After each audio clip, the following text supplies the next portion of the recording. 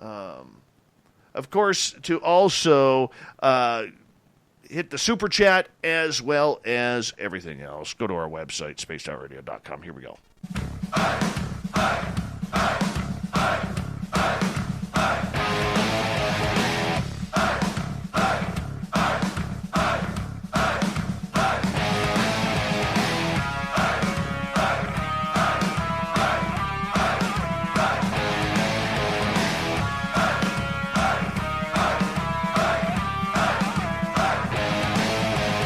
From the mountains of central British Columbia to you listening around the world, this, my friends, is Spaced Out Radio.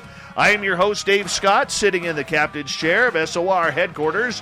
We welcome you to tonight's show on our terrestrial affiliates around North America and digitally on TalkStream Live and Revolution Radio. If you want to take a listen to our archives, they are free for you at youtube.com/Spaced Out Radio. Do old Davey the favor, hit that subscribe button. Our website is spacedoutradio.com, where we have a plethora of features for you, including rocking out to Bumblefoot and reading up on Captain Shirk's SOR Newswire. Follow us on Twitter at Spaced Out Radio and on Instagram at Spaced Out Radio Show. Tonight's show is brought to you by Chive Charities. Help make the world 10% happier by visiting Chive Charities today. You can find them on our website. Each and every month, we get in and we get on when it comes down to boarding the Woo train. ET Contactee R Keith Andrews is here to discuss the purpose of aliens coming to Earth and having contact with us. He's not only an ET Contactee, Keith is also highly intuitive. His gifts have helped people for more than 30 years. Keith proclaims he has been in touch with about 40 different extraterrestrial species since childhood. He's a near-death experiencer as well, and here he counsels you. So, we do this show a little bit differently than we normally do.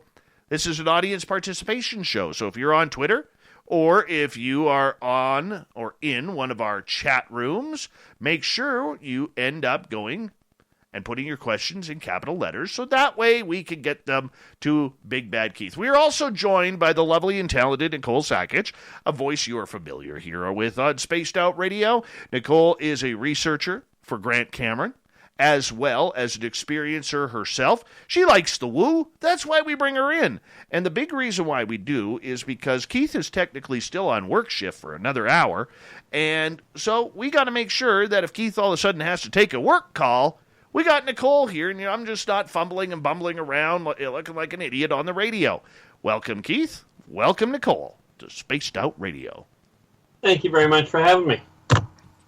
And welcome to everybody dropping in to join us. Absolutely. Hi, Nicole. I'm always happy to be Robin to Keith's Batman. Oh, Glad to be. He is so our Batman, and you are the perfect Robin. You really, really are. All right, we're going to have some fun here, Keith. As we always start off with you, we have new listeners who come on in every single night, and they are checking things out, wondering what is going on. Who is this R. Keith Andrews guy? Tell us a little bit about your backstory. Well, in a nutshell, I literally started running into off-worlders. Understand, I split alien races into off-worlders, meaning they were born off-planet, or the ancient races, which are the ones that evolved here, and many of them are still here. But that started the day I was born, literally when I was in the incubator. Actually, I think it started before that, but that's another complication. So, since then, I've been basically in contact with them for, pretty much the entirety of my life. So now it's just a question of trying to help people understand where they're coming from, how they're dealing with things. And I mean, I started off being abducted, that's that thing that nobody wants to do. Since then, I've literally ended up becoming what we call a contactee, or in my case, a consultant. I get pulled up there to help them sort out problems between their various races. Which is why at present, there were 59 in the first book, and I think I've got 40 in the second, which puts us close to 100 different races that I've documented. Keith, as you've gone through this entire lifetime with ET Contactee, I know it's normal for you, but what's abnormal about it? The abnormal about it from my standpoint? Yeah. Or from everybody else's? From you. The difficult part for me, I think, is knowing what I know and the number of people that have talked and taken a look at this subject, and there are still so many people that go, no, mankind is the top of the totem pole. They are absolutely the top of the line, and yet there are so many things that we see in the skies that nobody can explain. Never mind the ones that we see on the planet. Nicole, I want to bring you in here for a second because not only are you an experiencer, but a researcher as well. And there goes Keith, so that's absolutely perfect timing on his part. But Nicole, a lot of times in this field, we make fun of the woo. We really try to push the woo to the limits. We like to laugh at it. We like to make fun of it. We like to snark it on social media. All right, but there is a lot of importance, I believe, that also comes through with it. Why do you think we need to start looking into the woo a little bit more? Well, I think I'll fall back to my answer that I give on your question of the day quite often, and that's I think it's the dawn of the experiencer. And in a different way than the days gone by. I'm not talking about, we're just hearing about these, things in the sky for the first time and people are coming out of the cracks. I really do think this new pop culture way of thinking about the phenomenon is a validation for the rise of the experiencer. I really think people are going to start taking what people experience seriously, and I'm hopeful with that. Okay, but as an experiencer yourself, you have had numerous people in your own circles over time who say you're full of it. You didn't experience what you experienced, or you didn't see what you claim you saw. You didn't feel what you claim you felt.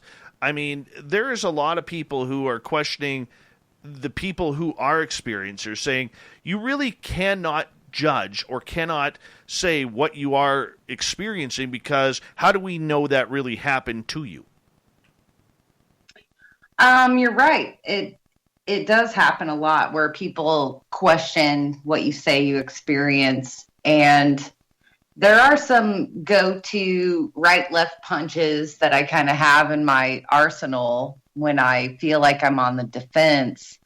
But that's kind of what's changed lately. I really don't feel like I'm on the defense when I'm talking about my experiences. I think I'm more on the offensive with just explaining the nature of the phenomenon that I've encountered. But some of those 1-2 punches that I could throw out, I guess, are kind of in the vein of spirituality. It falls on that side of digging into this research that all of us hate when we're skeptical. We hate leaning towards the spiritual. A lot of us have denied that over the years, but I think we all come to a point in our experience where we let go and we embrace a lot of what we're dealing with on faith. And once we do that, an entire door is opened up with the phenomenon and how we deal with it. And I find that that's something that people in the general population can relate to on some level. I think everybody has taken a leap of faith in their life. Well, one of the things that I'm curious about is you get a lot of these skeptical people or these sciencey type people out there who want to know about the phenomena, but they're sick and tired of the story. They're sick and tired of the experience. And I understand their feeling. It's not data. We can't use anything scientific out of it. Even though in talking to Bob McGuire, he says there is a way, we just haven't figured it out yet, and that's what science is all about. And so when I look at it, all right, when I look at trying to figure out what is going on, is it really fair when we get a lot of these skeptical people, you tell them your story, and they're like, no, you didn't. No, that's not what happened. How do you know what happened? There's too many variables. You can't tell me what happened when you don't know what happened, and we can't take your personal view on what happened because the human mind plays tricks, so you really don't know what happened. Right. And that always comes down to your experience is subjective. And I think that lends a lot to the phenomenon that we don't understand. Whether it's the scientists or the psychologists or people in reverse engineering that have been trying to tackle this problem for decades, I think, or even if you're just an experiencer trying to figure this out for yourself, I think we keep coming up against walls where science doesn't really help. It can't encompass the full body of the experience in a repeatable fashion.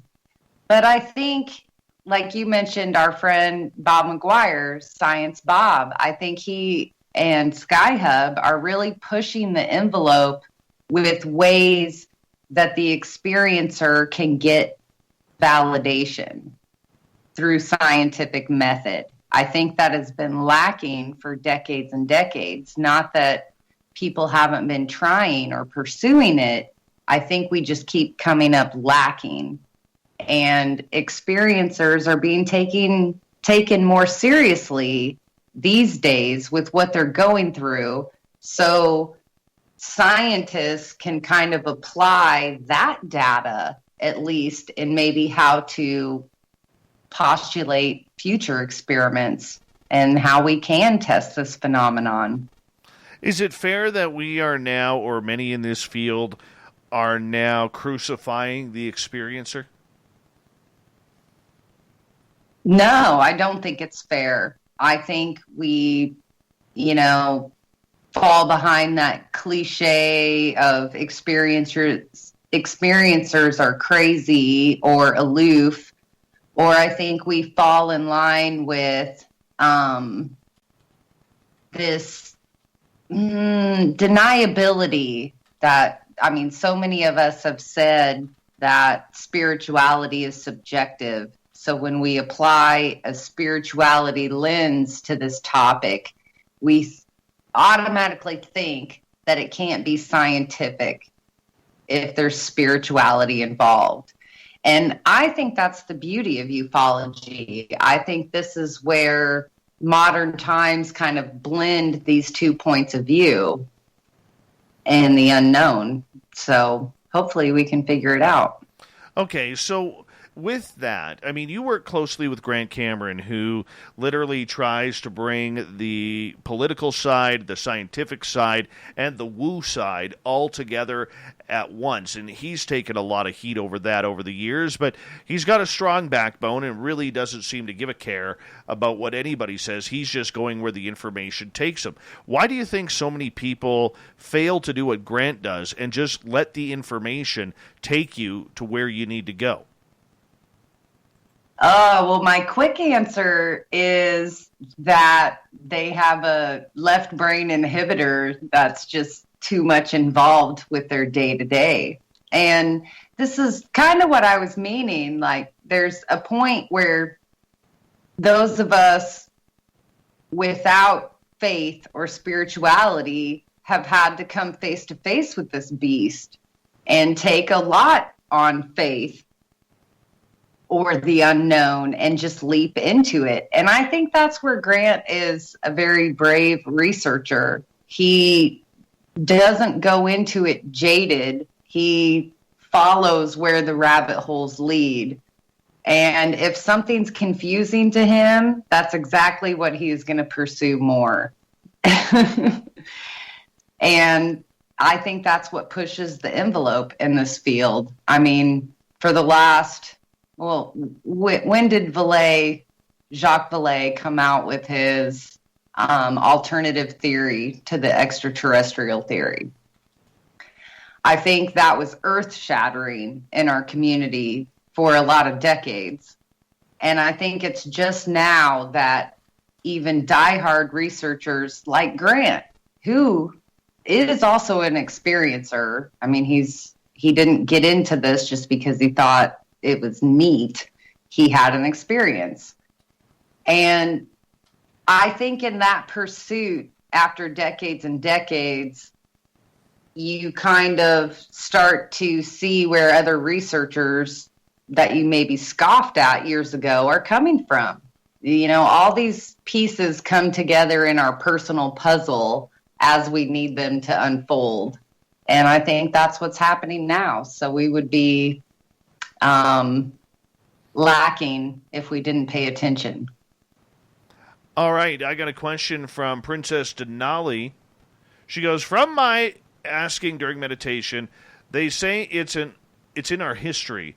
What's the general opinion to we should learn from our past when it comes to this phenomena? Do you want me to answer that first? Well, considering it's just you and me right now, that might help. I forgot Keith was gone. I thought he was just on pause. I find with my own personal experiences, and I can't really pull from other people's point of view, I find that these glimpses into the past that we get are somehow a lesson for our present. You know, whether it's for our personal betterment so we can understand what's about to unfold or what is unfolding for us in the present. I look at it all as kind of hints is really the best way I can describe it. Princess Denali, the official SOR princess. Yes, she is. And we appreciate her for that because we could always add a little royalty to the show here. We really could. All right, yes. She also holds up her pinky finger when she drinks tea. So, you know, we don't have that officially confirmed yet, but that's what we are believing. Nicole Sakic is with us. R Keith Andrews will be back with us here in a few minutes' time. When it comes to the experiencer, and you are an experiencer, you work with experiencers like Grant Cameron, you know a plethora of experiencers out there. There is this clash with the scientific community and those who are skeptical about it. You have been on both sides of the ledger in your own research, Nicole, and let's get personal here for a second. Okay, you've been on both sides, and it took a lot for you a number of months ago to finally say enough is enough. I cannot withhold what has happened to me anymore. You know, what made you change your own mind in regards to the phenomena and how you need to approach it? Ooh, that is a bit of a loaded question, and I will get personal with it. I was very frustrated. I had swam around in nuts and bolts research, just very physical cases after cases after cases, trying to relate them to my own experience. But it didn't encompass, after you read sighting report after sighting report, and they're just so bare-boned, I guess is the way to put it. They don't really encompass the woo or the high strangeness that we all know is associated with sightings.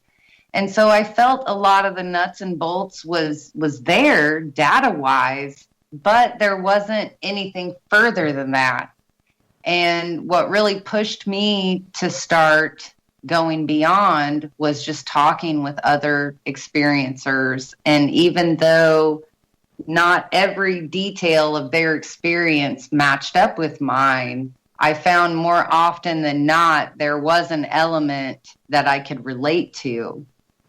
And knowing that the scientific field in this community is lacking for experiencers, it was just it was an aha moment or a click that just made me want to believe people more than having that abrasive eye of they're just confused or they're mentally ill or they're untruthful. And I related that personally because, yeah, it is rare that you share these experiences with people or what you go through. And I've been very fortunate in my own experiences. I really haven't had people turn that lens on me and make me feel defensive about what I was going through or what I do go through. And so that's been helpful now that I've taken this leap of faith into woo land to accept that there's going to be things that aren't explainable rationally. I took a big leap of faith. And with that, I also knew that I was going to eat a lot of crow sandwiches and have to suspend maybe that criticism that I normally maybe would have had a few years ago. And yeah, it's just really changed ufology for me as a whole. And it's the experiencers that I've spoken with. It's not any data relatable thing that I've encountered to make me go, aha, this is it. That's a wonderful answer. We got less than 2 minutes to go. Keith is with us. Keith, we're going to fire your first question at you right here from Greco. Does interdimensional warfare exist between alien races? Nope.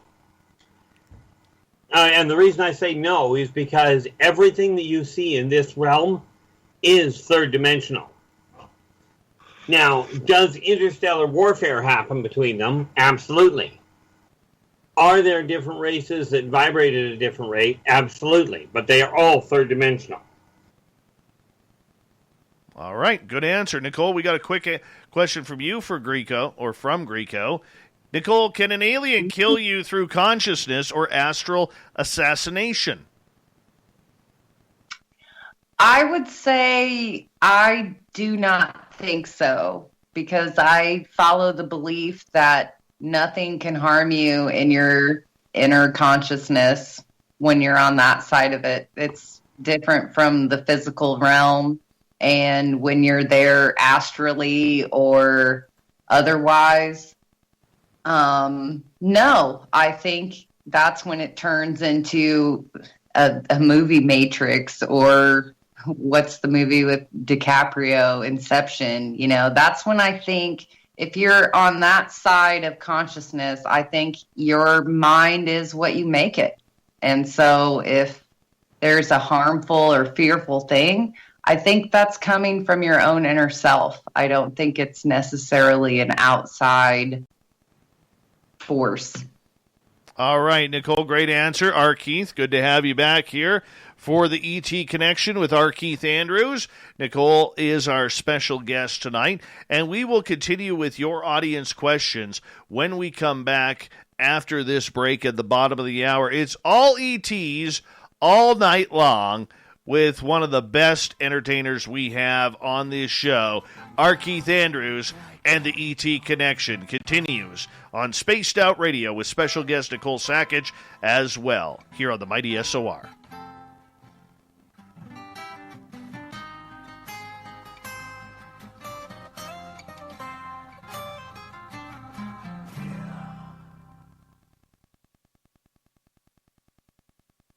Woo! Woo!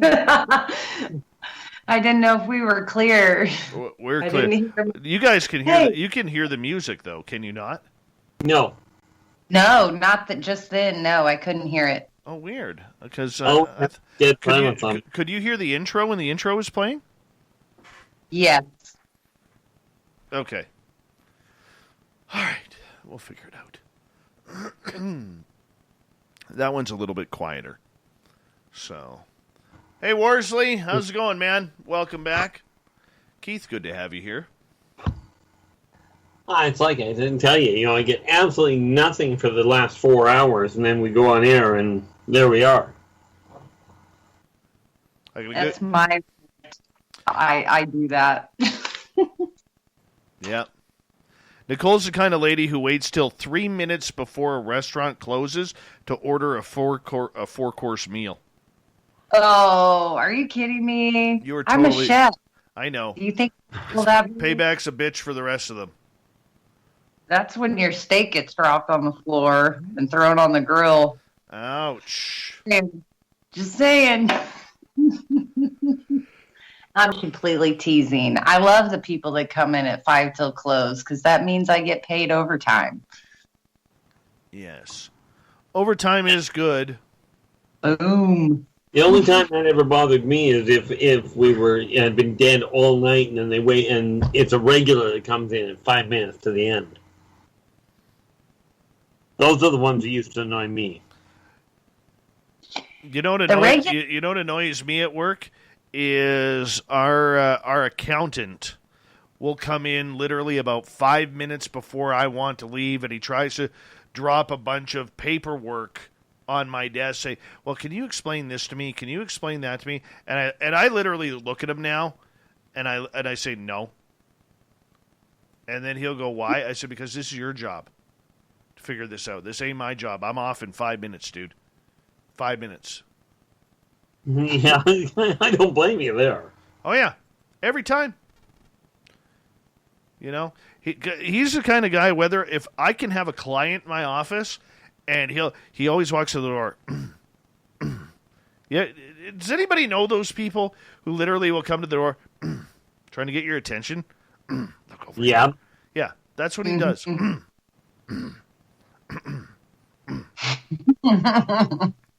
And I'm like, shut the heck up. I love him to death, though. I do. He's a really good person. Really good person. You know? But... Ugh. That's always the worst time of day to do anything, though, right when you're wanting to leave. That's like, yeah, you just don't do that. Right? Unless you're paid hourly, like I am. Then you just don't care. You're like, all right, I'm getting paid 8 cents a minute to listen to this blah, blah, blah. Let's do this. Yeah, see, I don't have that much tolerance anymore for people. You know? I don't either. That's why I'm a chef and I hide back in the kitchens. I don't have to talk to people. Yeah, that was the one thing in the hospitality industry that I didn't do. Of course, they didn't really want me cooking anyway, but... Awesome. No, everything else I did. Oh, Neil the security says, I'm a bartender. I know the struggle. Welcome back, Neil. Good to have you here. He does know the struggle. Uh-huh. I'm sure he's been essential through COVID. Oh, by the way, I owe our audience here. I have been challenged by Spookles the cat. I have been challenged by Spookles the cat. And it's a horrific challenge. Disgusting challenge. All right? This challenge should be illegal. It really should. All right? We just rolled today over 9,000 subscribers on YouTube. Now, I know that's not a lot compared to a lot of the monster channels out there, but you know what? We started this with one, and that was me. And now we got over 9,000. We've never bought followers. We've never, forced people into doing what they're doing. Everybody has followed us on the natural grassroots level. So Spookles the cat has basically put out a challenge that if we can hit 10,000 followers by the end of October, I will eat breakfast for dinner on the air. Plain and simple. Think about that, children. Here we go.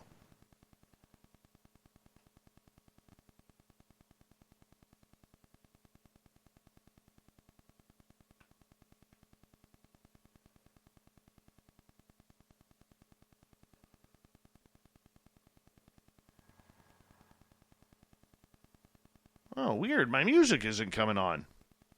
I wonder why. Well, that explains why we didn't hear it. Yeah, no kidding. I wonder what's going on here. Oh, I know why. Oh, Davey forgot to... I potted up the wrong pot. That's exactly what I did. I took the wrong lever and didn't put it on. Oh, well, that'll be fun to edit out, but that's okay. We're going to continue on here with ET Connection and R Keith Andrews. Hey, everyone, thank you for tuning us in. Reminder to all of you that if you have missed portions of this show or others, you can check out our free archives at youtube.com/Spaced Out Radio. Just do me the favor, hit that subscribe button. Our website is spacedoutradio.com, where we have a plethora of features for you, including rocking out to Bumblefoot and reading up on Captain Shirk's SOR Newswire. Follow us on Twitter at Spaced Out Radio and on Instagram at Spaced Out Radio Show. Okay, it's the ET Connection with R. Keith Andrews and Nicole Sackich, our special guest. We're going to get to your questions here in a moment. But anyways, I'm going to say this on the air. We just rolled over 9,000 subscribers on our YouTube channel, and thank you so much to everybody who supports what we do on a daily basis, nightly basis, listening to this show, whether it's live or whether it is on our archives on YouTube. And I'm very proud of that because we've done this on a grassroots level. Okay, we've never been one of those shows that has bought followers. We've never, tried to sabotage our numbers to make them look bigger than what they are. What you see is what you get. We're very proud to be on that grassroots level where we've done it from one subscriber up to where we are now. So, Spookles the cat, who does my social media, has come up with this idea, this challenge. To all of you listeners out there, if you haven't subscribed to our YouTube channel yet, you know my distaste, my disdain, my disgust for eating breakfast foods for dinner. All right? You know that. Well, oh, yeah, we know about that one. Yeah. So anyways, I don't like it. I think breakfast foods have their place. It's before 10 a.m., and that's where they should stay. Okay, scrambled eggs, not bacon, that's a universal food. Okay, sausages, hash browns, all right, toast, hollandaise sauce. What else can we throw on there? Well, I'm betting you'll throw pancakes and waffles on there. Yeah, those too. Okay, so here we go. If we hit 10,000 subscribers on YouTube by the end of our show on October 31st, I will eat breakfast for dinner on a show coming up. On November 1st, I will eat breakfast for dinner right here. All right, there's the challenge. 10,000. If you guys want to see me absolutely get disgusted by having to eat breakfast for dinner, the challenge has been set. It's up to you to make it happen. We got to hit 10,000, though. And Spookles the cat, I am disgusted by this, that you have forced me into this. Horrible person you are. Horrible person. Moving on to the ET Connection here, as the challenge is now set. All right, your questions are going to be warranted here, and I know there's a couple in here. The chat room is moving very, very fast here. All right, Greco is asking, R. Keith, what do I need to do to get abducted? Do I need to show more leg? I'll tell you what, I have no idea. I came by it so naturally, I've never tried. It just kind of happens for me. I've heard a lot of people talk about really putting the intention out there. But I caution you, be very specific that you want to have a positive interaction from your perspective. Because I will tell you, there are races that will quite happily pick you up and they'll think it's a great deal. You may not be quite so happy about it. But in all fairness, I really don't know how you go about organizing it. Keith, how much strength does the intention have? Depending on the race you're aiming at, that can make all the difference in the world. But you've got to be very specific about what you're looking for. And it basically boils down to, if they're going to collect you, if you've got something going on in your life that is pertinent to what they're trying to study, they'll come and collect you.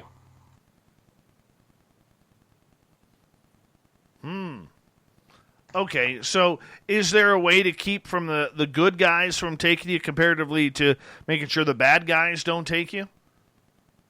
Ultimately, it boils down to the intention, and other than that, I really don't know. If you're lucky, if the bad guys try and take you, the good guys will intercept them.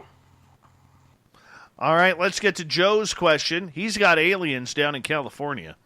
He's asking, is it possible for a regular person to turn an abduction into an alien capture?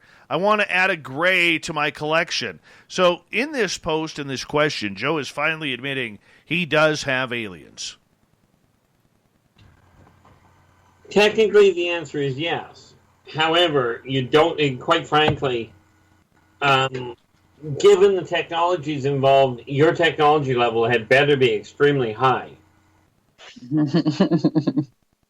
Nicole, you giggle. What is your thoughts? I kind of flash to the huntsmen that I know around these parts that have their big trophy walls, and I'm thinking of like a deer and a moose and birds, creatures of prey, and then of course alien Carl's head like up there or something. And I chuckled because I don't think they would ever allow that to happen. That was my initial thought. How can you set a trap for something that already knows all of your intentions? I just don't think it's a huntsman type situation. I think if you're approaching it that way, you're just really off base. Or off, you're not one of the two, but we'll go with off base. You're off base. And Dave calls me the UFO huntress. So if that tells you anything. And okay, so once with compulsion in 25 years, or once after 25 years, I would say my hunting skills aren't really on the predator spectrum. Yeah, I'm feeling kind of left out. Keith, I did have an experience a couple of weeks ago, and I let Nicole know about this, and I let our audience know about this too. I had a dream that I was on a spacecraft. There was an alien gray that was showing me itself in my mind. All right, I could not see it in front of me. I knew I was on a craft, though. Right. Very gray, very dim. All right. And I had a strange number put in my head. And I'm curious to see what you think of it. All right. The number was the number 7, then a space, and then the fraction 4/1. Now, I brought this mathematical equation to Science Bob, who, considering I believe he has a doctorate in mathematics, that is something, he might be a little bit of an expert on this. And his assumption, and I didn't quite understand his explanation, but he says sometimes 4/1 is not just 4, as in simple basic fractions and mathematics. He goes, it can mean more. And I don't understand that. So if you're looking at it, what do you get off of it? Do we have any other context other than they just threw this number at you? That's it. Does it have? Let me ask you this, okay? Does it have anything with the symbols that I told you about? Trying to remember what the symbols were again.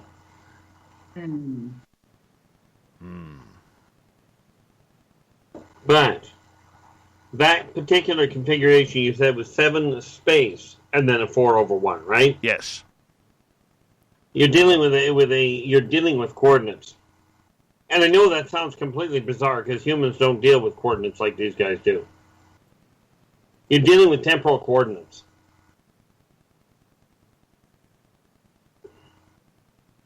Basically, you're likely dealing with UA, or AU actually, as in astronomical units. Distances between jump points is what you're probably looking at, and therefore the answer to would it have anything to do with the prior symbols? Undoubtedly, yes, especially if it was coming from another set of grays. Because I'm looking at the configuration here.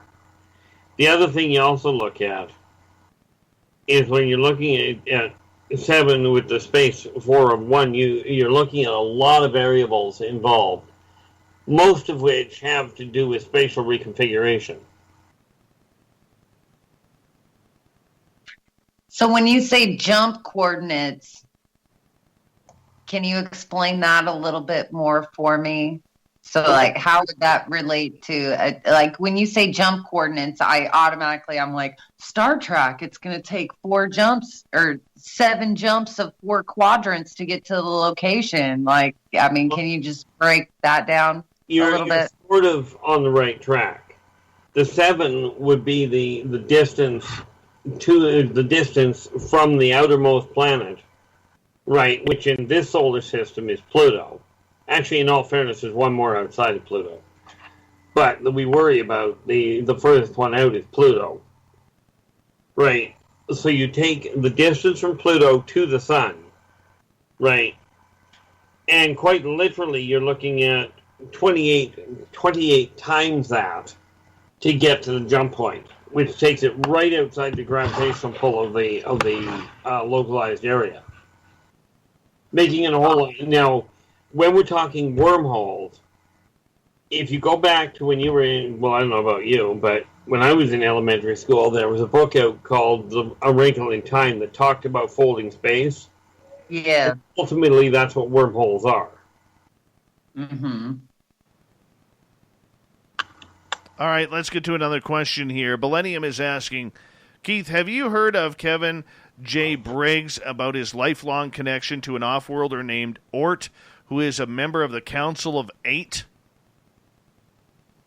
Only briefly. I seem to remember the last name, like the name Ort.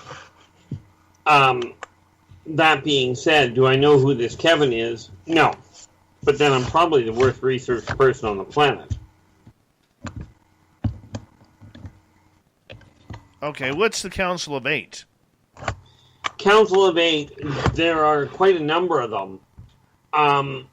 It depends on which group he was dealing with, because a Council of 8 is, quite frankly, it's a smaller version of the Council of 12, but it would be used in various different capacities, different smaller projects, if you will.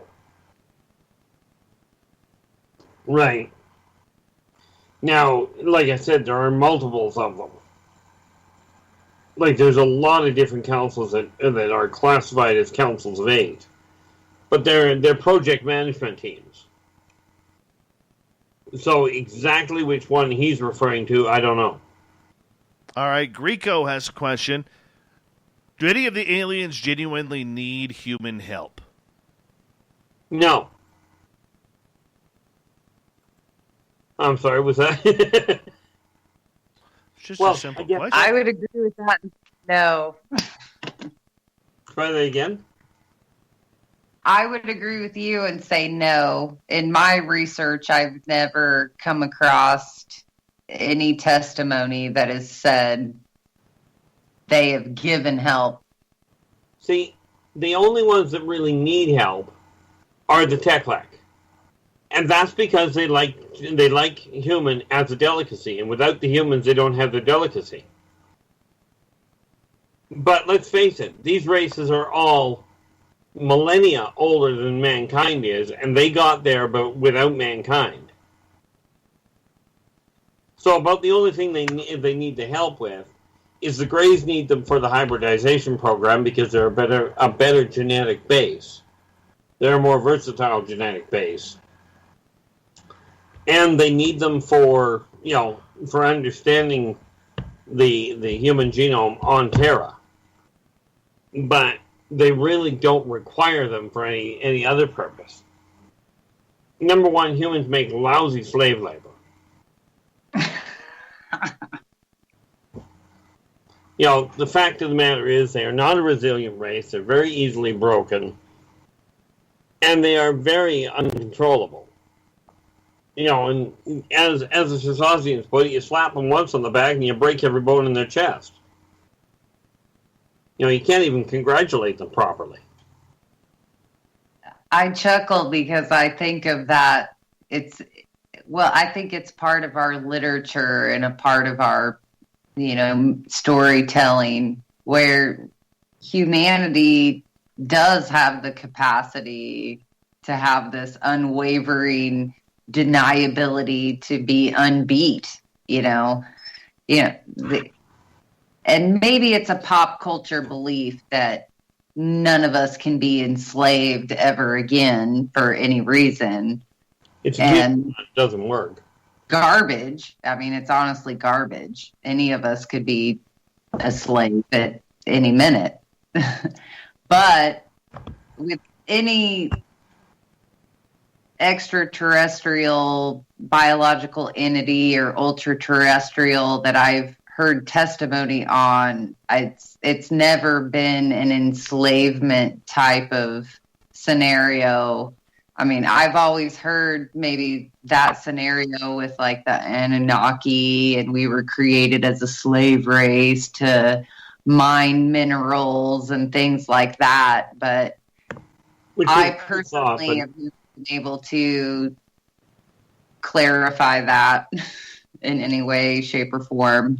But I'm not an experiencer like you, Keith. I don't have this vast knowledge of multiple races visiting. So that's why I love these chats. The funny thing with the whole idea of slavery, mankind does have the ability, the natural ability, to manipulate what humans call zero matter, or 0 point matter, or 0 point energy is more to the point.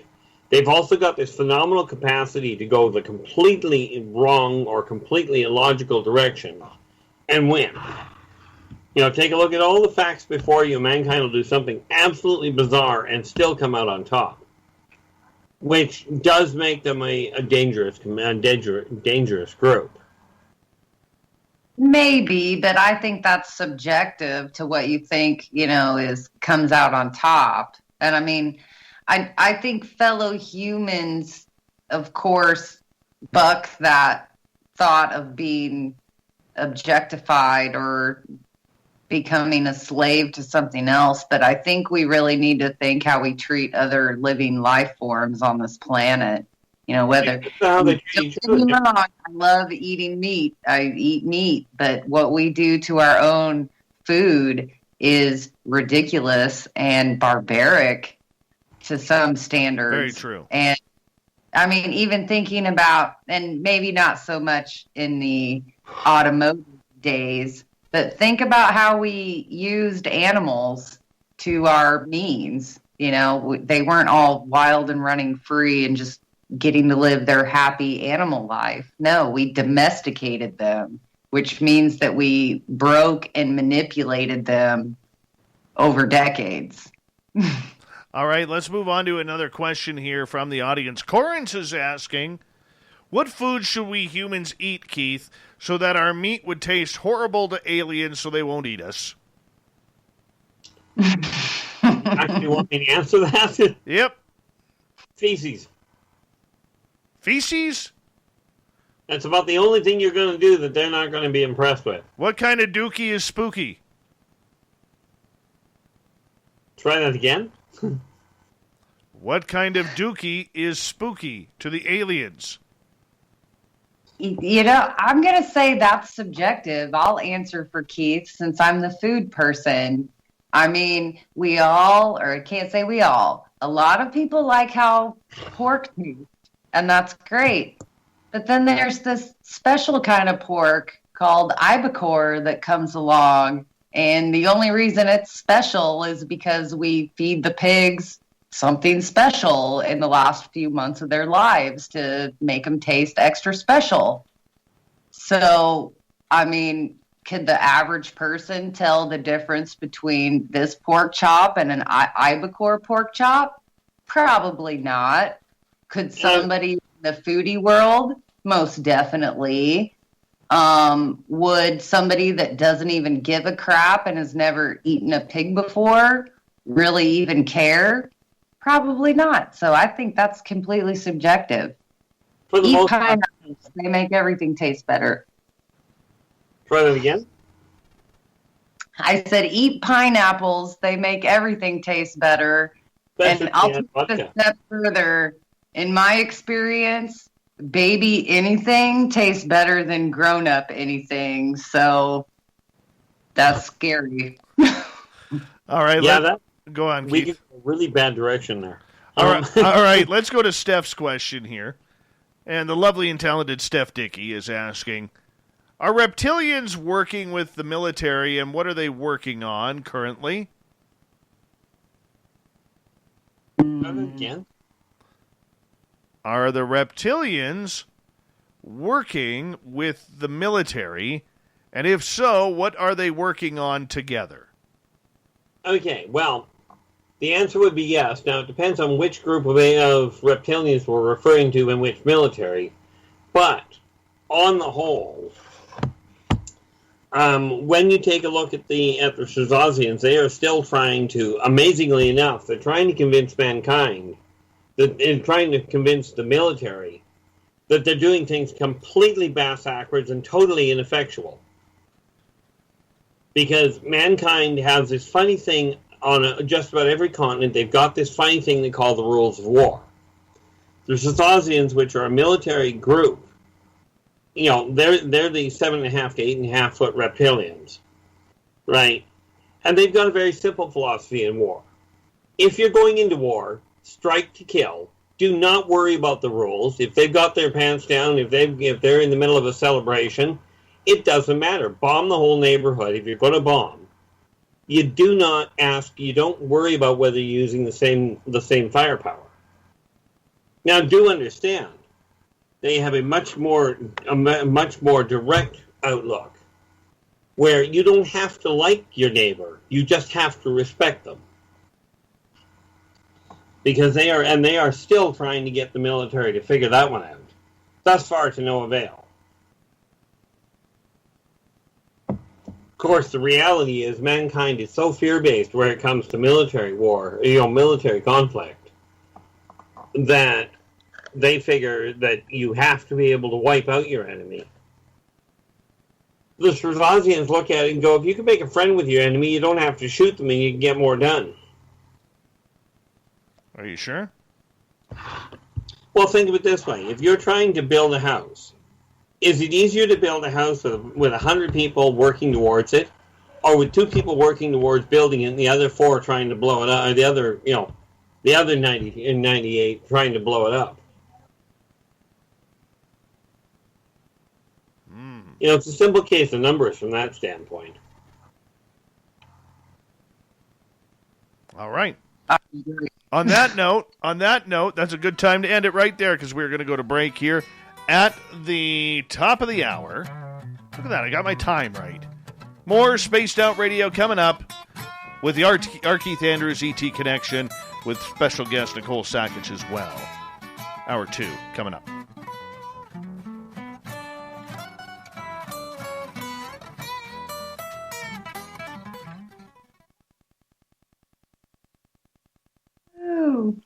All right, you guys chat away with the YouTube crowd and everybody. I'm going to quickly run my puppies outside. I'll be right back. Okie doke. Wow. I'm getting coffee. That's not a bad idea, but, I've got a bigger cup than you've got. I don't know. Mine's pretty big. I got a double Halloween mug of Jack Skellington, so... Well, you remember the old Tim Horton mugs? Yes, I think so. That's the one I've got. Oh, it is bigger than mine then. I figure it saves me the hassle of having to get coffee more often. You know? Right. I like this Denali Princess in YouTube is going 32 ounce right here. Right. Hey, that's why she's the official princess of Spaced Out Radio. Ah. She knows what's up. So, Keith, let me ask you a YouTube sidebar question. I know you've been a lifelong experiencer, but how old would you say you were, or how long into understanding what you were going through was it when you could really come up with this like definitive anthology of these guys are doing this or these guys are doing that, and this is the bigger picture of things? When I started piecing together the chronology of it, I'd have been, in all likelihood, that's the easy part. Just took me a minute to piece it together. Roughly speaking, approximately would have been somewhere around 3 o'clock in the afternoon on August 1st of 1968. And did it come to you like a download, or was it just? It came to me when I was taken out of. Well, let's put it this way. That was when I had the headlong run-in with the Srazosians.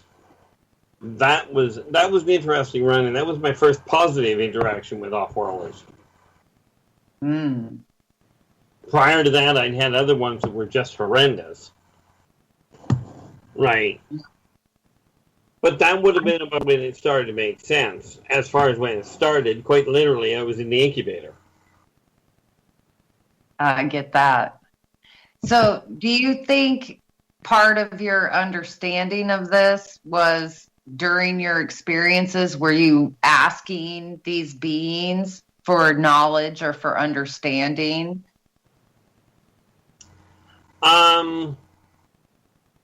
Not exactly asking. You see, when I had the first run-in, when I had my first run-in with the Srazosians, one in particular took me under her wing, and without my asking or anything, showed me the ropes. Mm-hmm. So do you think you were allowed to remember then? Because, I mean, so many experiencers are cloaked with this forgetfulness, or they have to go through therapy to do regression, and it comes to them more like a past memory than something that's current. Yeah, no, I questioned that myself until I found out until I had it explained to me by my father. Mm-hmm. It has more to do with the way that my brain is put together, that my physical brain is put together, and the way that it connects, as to why they couldn't block it out altogether. So, speaking of brains and brain activity, and I mean, I'm a big follower of, I'm sure you've heard me say it a couple times now, about your left brain inhibitor shutting down your right brain creativity or automatic acceptance of what is without giving an excuse. So do you think your brain is hardwired differently than that, to where your right brain creative, less inhibited side is more dominant than your left brain inhibitor side, or your rational side, or your critical thinking? Speaking, you're basically right. It is hardwired different. But what it boils down to is both run on an equal pattern.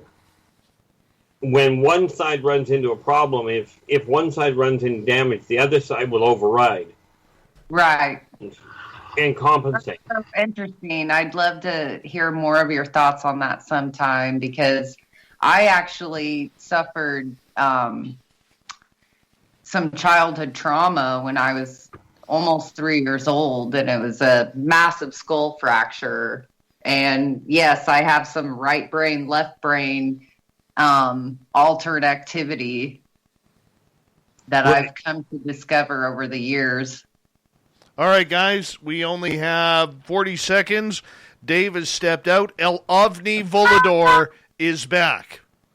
Yes, El Ovni Volador is in the show right now. I want to say a big thank you on behalf of Dave for the super chats from Greco, Big Rob, Cat Chaser. Thank you so much for hitting up the super chat tonight. Hello, Jerry O'Brien. Third phase of Moon. Good to see you here, Mario Heat. Thank you for coming on in. The rest of you, I bow to you as El Ovni Volador is back. Here we go with hour 2.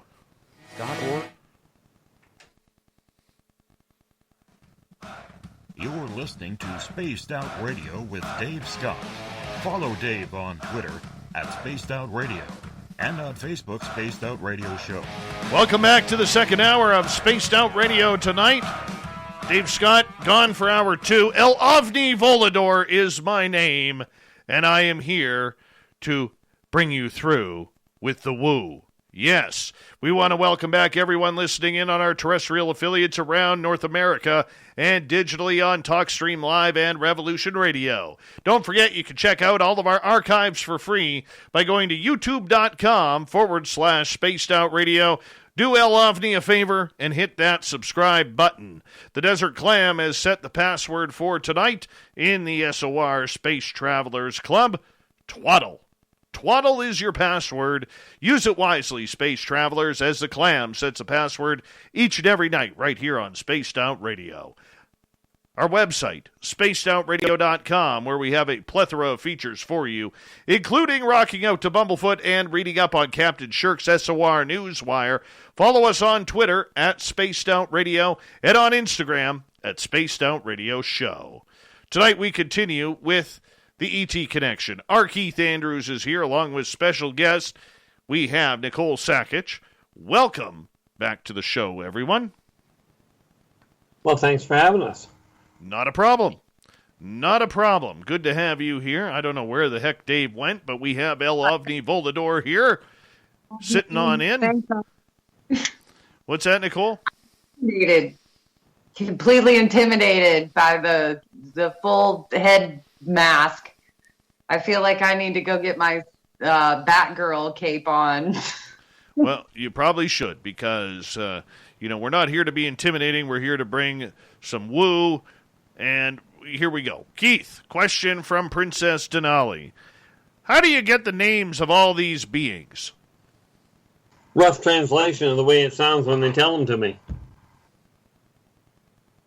Some of them I literally have to piece together as to what it meant because their language is not translatable into human.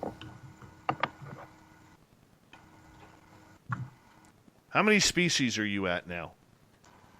I was just trying to figure that out, and I think I'm pushing 100 at this point. See, there were 59 in the first book, and I think I'm over 40 now in the second one. So you're at 99. I think so. Are all of these species ones that you have had interaction with? Yes. I know that does not mean I've been abducted by every one of them. A great many of them are simply on the main ships, like on the consortium ships, aka the research vessels and what have you. How many species collaborate on the ships that you just talked about? I keep wanting to say the Federation ships. Well, it's a good way. I mean, they call it a consortium, but Federation works. The answer to your question is roughly, and I've heard varied estimates, but roughly 2,500 different ones. Do understand they're not all on the ships at the same time. They rotate on and off, depending. Right. That's awesome. Keith, with all the species that you have met, what's the furthest one away from Earth that is visiting this planet? Well, the Tectonic are a fair distance away, but I think probably the furthest one away is the Korlock. The Korlocks. Yeah, if you take do you remember the show Space Odyssey 2001? Yes. That is a Korlock ship. And those guys, there is no way a human will ever be on one of those ships. Because Korlocks are complete metamorphs. You know, so they literally operate by their electric field that they personally generate, the bioelectric field. That's how they power their ships, is by weaving in between the circuit boards. That's awesome. I heard the other day somebody commented, they asked the question if every UFO that was seen had a UFO occupant inside of it. No. Exactly. Multiple people answered no, but then just a few people threw out the possibility or the truth that some of these UFOs are actual beings. They're not just a ship. Part of how they are, or how they're created, or how they can manifest. Well, exactly. And some of them look like, some are literally mechanoid. You know, as in the ships themselves are living ships. And of course, some don't come from this, they're still third dimensional. But there are different places they come from where ships are completely irrelevant. All right, let's get to another question. Denali Princess, or Princess Denali, is asking, she says, I can see them. I just don't know what they are. How do I figure that out? A lot of effort. Basically, it boils down to trying to piecing together, to watching what they do, watching how they behave. And when you get the opportunity, talk to them. Most of the off-worlders are actually quite nice. The problem is that they don't speak English. But it literally boils down to watching their patterns. It's kind of like watching humans. You watch them long enough and you get an idea of how they are and why they are. You know, this is one of the things that humans have completely overlooked. Because a staggering number of humans have this tendency of shooting first and asking if the person's friendly second. Which, by the way, doesn't work well. You know, I think you bring up that's an interesting thing to say, that they don't speak English. I think a lot of us get caught up, and I'll say a lot of us in probably Western sci-fi culture get caught up in this idea, like I'll refer to my favorite sci-fi author, Douglas Adams. He wrote The Hitchhiker's Guide to the Galaxy. Yeah. And they insert the Babelfish. And it's not a technology, it's an actual thing, and it goes into your ear and it feeds on your subconscious thoughts, and it outputs a translation for you. Exactly. So, I mean, I think we get caught up in thinking that all extraterrestrial or off-world beings have this automatic technology to circumvent things that we ourselves, you know, don't even adhere to, or we take for granted. I mean, I know people in Europe speak multiple languages just naturally because they grow up with multiple languages. Here we have a hard time, you know, learning a secondary language in our secondary school, and we lose it when we don't use it. So expecting a race from off-world to just automatically know one of hundreds of languages here on Earth is kind of a big assumption, I guess. Well, it's something that Gene Roddenberry brought up and brought to light. Right, was that the biggest problem that trying to talk to off-worlders would have is there is no reference point. Okay, on Earth, it doesn't matter what country you're in. If you hold up a glass or a cup with something in it, and you hold it out to somebody and you say anything, they are going to assume, on the whole, it's an offer to drink something. Right? Right. Or if you put your hands up, it's pretty much a universal on Earth. You put your hands up, you're saying, I surrender. Okay, there are races that if they put their hands up, they are telling you they're about to rip your lungs out from inside of you. Well, right, and that's where this body language association maybe, from the human lens can be misleading, because if we even think about our own animal kingdom, when animals show their teeth, that's a sign of aggression. But yet here, that's what we do when we're happy and when we smile and as a salutation. Some officers might look at that like, oh my God, they just showed their canines. They want to bite me. See, if you take a look at the Muldocs, they are quite happy when they smile and show their teeth. Of course, their idea of happy is they're about to rip your arm off and eat it. Well, and what was I just thinking of? Indrid Cold, the smiling man or the smiling entity, and the way his smile was always described as like forced or almost menacing, when we associate smiles with niceness, but him posing or him being an off-worlder that just has that kind of facial expression, I guess that could be misinterpreted. And I speak from a personal place with this. Everybody kind of tells me they love my smile, and it's like, oh, your smile, everybody loves it. But the second I'm not smiling, it's like my Angelica Houston Morticia face. It's like this resting witch face that I have. And it's really like, no, I'm not in a bad mood. That's just how my normal face looks. So sorry, it grew that way. I promised Dave I wouldn't cuss tonight, so everybody can fill in the blanks tonight. And El Ovni, I'm sure, knows what's going on. No, the funny thing is, that's why the hybridization program was built in the first place, was to grow cultural interpreters. Interesting.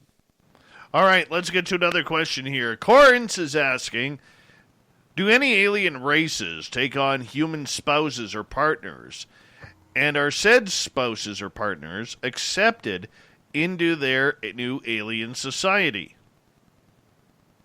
The answer is yes. Obviously we cannot go with the categorical across the board. There are times that people will, that one race, one individual will take on a spouse, and then another individual will take offense to it and eat the spouse. Or they will take offense to it and kill both of them. Humans have a tendency, if you don't like the spouse, you just don't associate. You don't tend to terminate. All right, Lord of Land is asking, Keith, why do alien ships have lights? Surely they don't need them to navigate. Oddly enough, it's actually for mankind's benefit. Yes. It is literally so that mankind will pay attention to the fact that mankind is not alone. Although it has taken a long time for mankind to figure that one out. Grant calls that the theory of wow. They're here to wow us and draw attention, and along those lines. It's the theory of wow.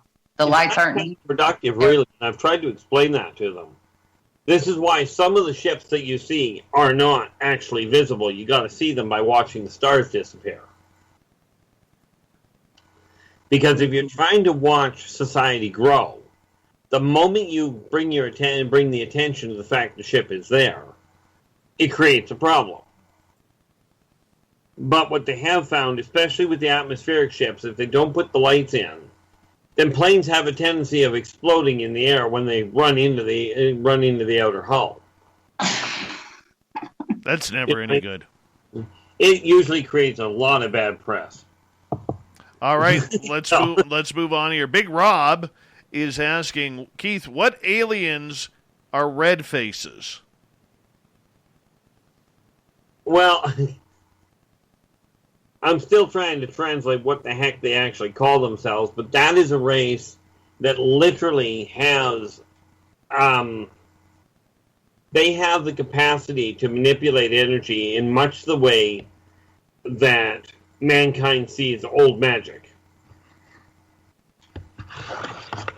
I heard one person call them magickers, which literally translates into that's how they operate.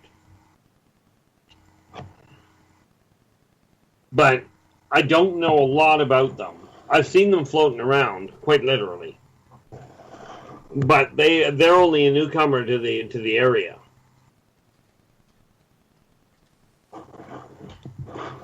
Okay, newcomers to the area. That brings up an interesting question. Do they have to so-called check in? Yes. And if so, who do they check in to? They check in with the consortium itself. They check in with the main ship, and they always send a liaison down first before bringing any numbers down. The liaison will come down and talk to the Council of 12 to make sure they're allowed to come into the area, to make sure they're cleared for proper interaction with Terrans. You know, because unfortunately, some of them can have some pretty adverse effects on people. You know, and there's more and more of them coming in recently, primarily because of the state society is at right now.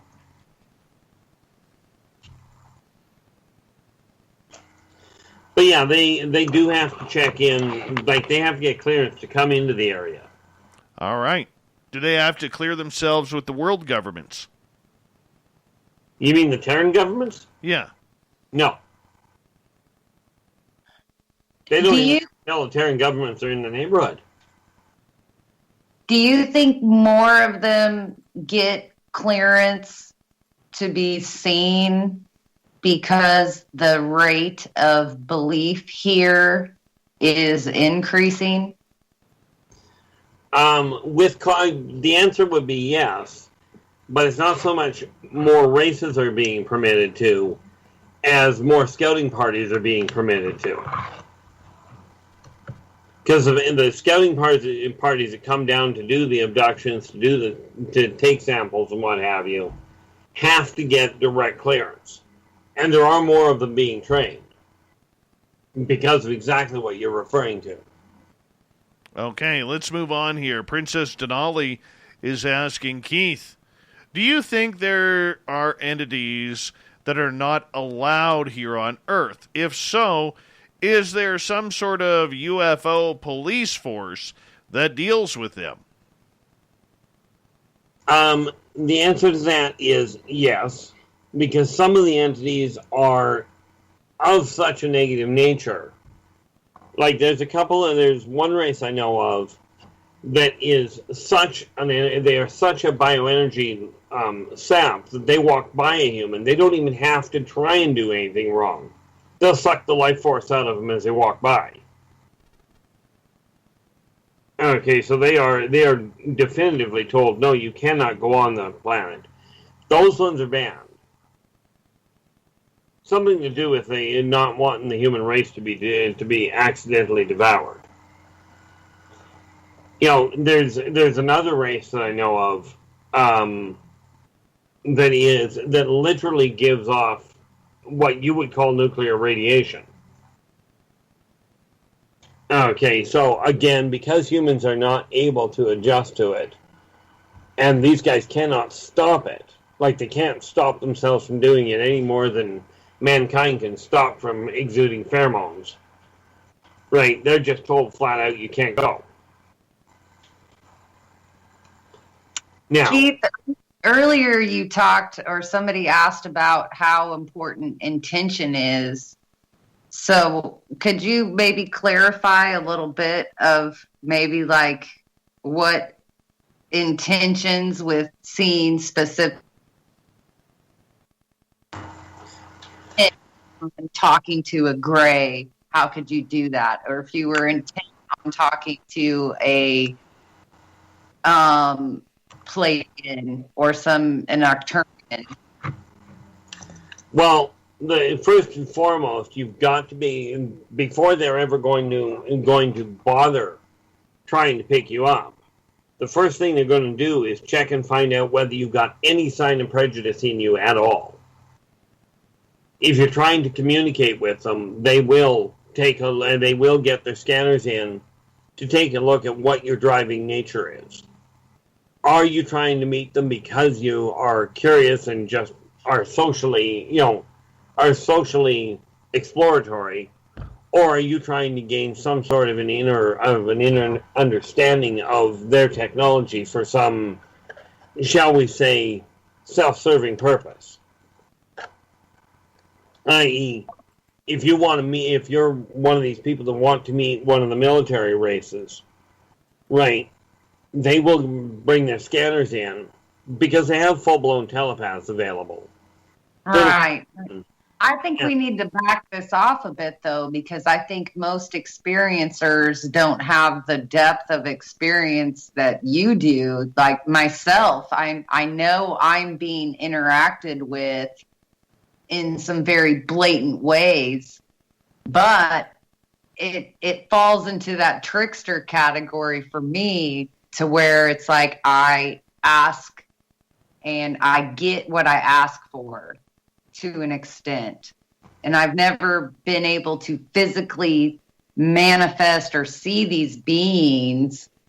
And I know that it's like a trick. Like I said, it's like if I was focusing on, are you guys grays? Show me yourselves. Is it you? And they messed with me. I got almond eyes through a funnel. I didn't see beings. Or it's been like a light manifestation without any discernment. So how do you maybe call forth what is interacting with you when you don't specifically know a type or what it actually is? Because I feel like I'm stabbing at the dark here, and they're giving me the middle finger, like, haha, that's not it. I could give you a definitive answer. My eyes have always worked different. Right. Like, literally, I've always seen things, physically seen things in a different light. And therefore, a lot of what they try doing, because of the way that my mind is set up, what the optical nerve takes, the logic mind usually will try and wrap it into what it is. The creative mind will see what's there. Okay. In my case, if it looks funny when I'm looking at it from a logic base, I shift gears. But can I explain exactly how I do that? No, not yet. Still trying to figure out how to explain that. Well, would you say maybe your gut instinct is probably the better choice over your rational, what your brain is maybe trying to tell you, what you're interpreting? Most of the time, yes, but not always. All right, guys, we only have about 10 seconds left before we go to break here at the bottom of the hour. The ET Connection with R Keith Andrews and special guest Nicole Sackich continues on Spaced Out Radio. And, of course, we will take your audience questions as well. So stay tuned. We got a great show. Lots of radio left in the ET Connection here on the Mighty SOR.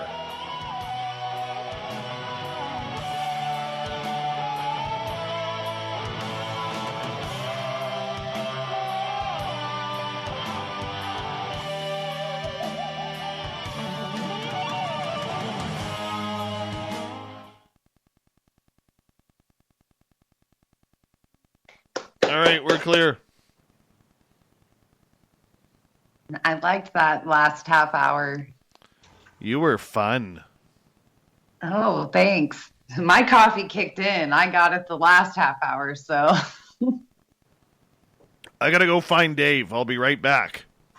Yeah, Omni, go find Dave. Yeah. El Ovni is... with here. You El don't have Ovni any... says, you guys are literally, boring the shit out of me. I'm going to go get Dave. This is his show.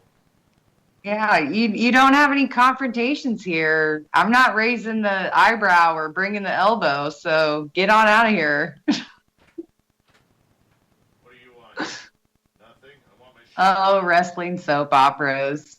YouTube chat, you know I compare wrestling to soap opera. Stefano, Marlena. All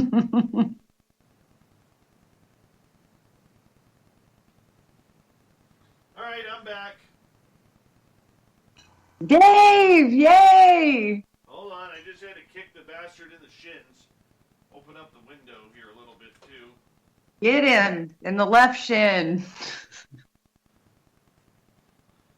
Oh. There we go. We're back. Woo! Oh. I literally had to smack his ass on the way out. Damn El Ovni Volador. He locked me in the bathroom. But I was able to break out. That's good, because I told him if you didn't return, I was going to have to come up to Canada and bring the Illinois elbow. Okay, we're back. El Ovni's just an asshole. You don't want to deal with him. I don't know. I've been watching the Iron Fist. I feel like I got some moves that I could break out, Marvel style. Hey, gorgeous Jen A just got her red Team Stump t-shirt from the SOR Vault. That's pretty awesome.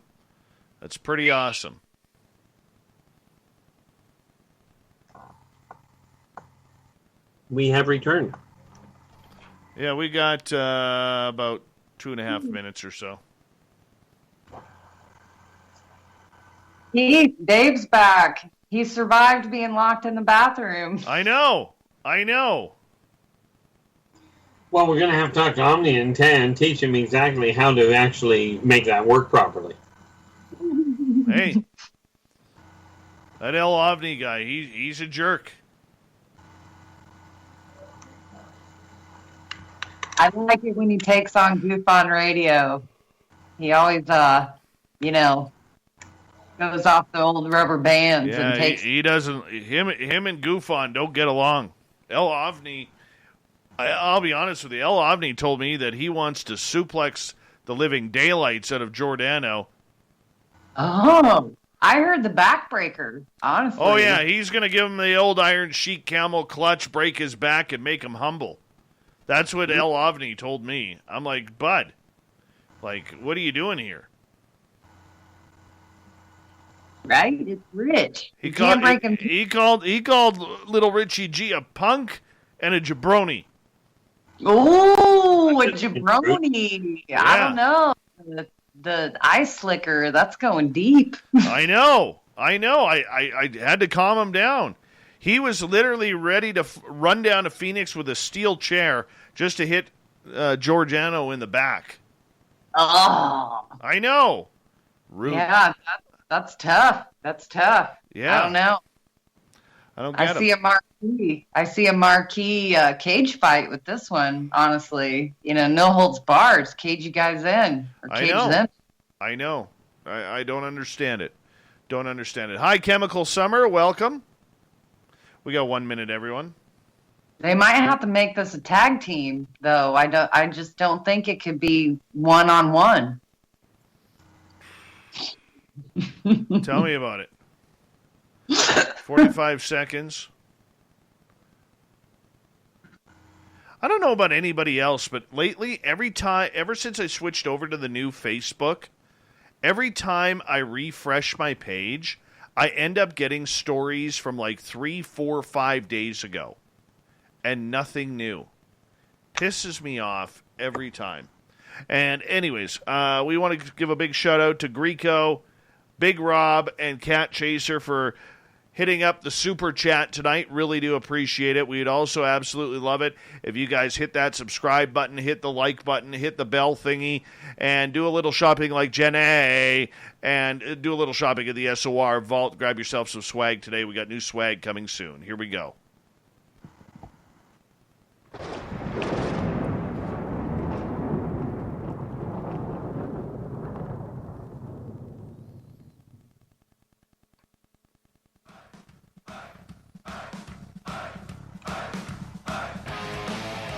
We pass the halfway point of Spaced Out Radio tonight.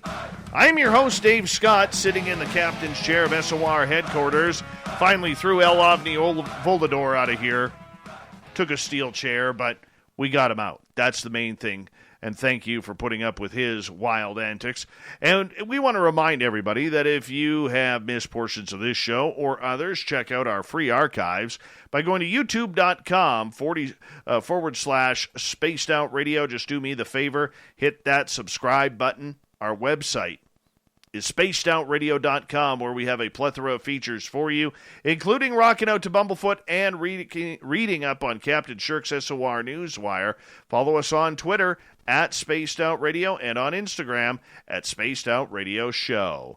Tonight we are talking with R Keith Andrews. It's the ET Connection that continues on here with Keith and our special guest, Nicole Sackich. Keith, welcome back.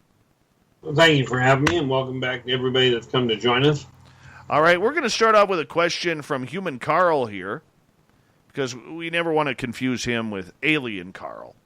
Human Carl is asking, Keith, what does it mean that aliens don't speak English? I always thought that they communicate via telepathy. Only some of them.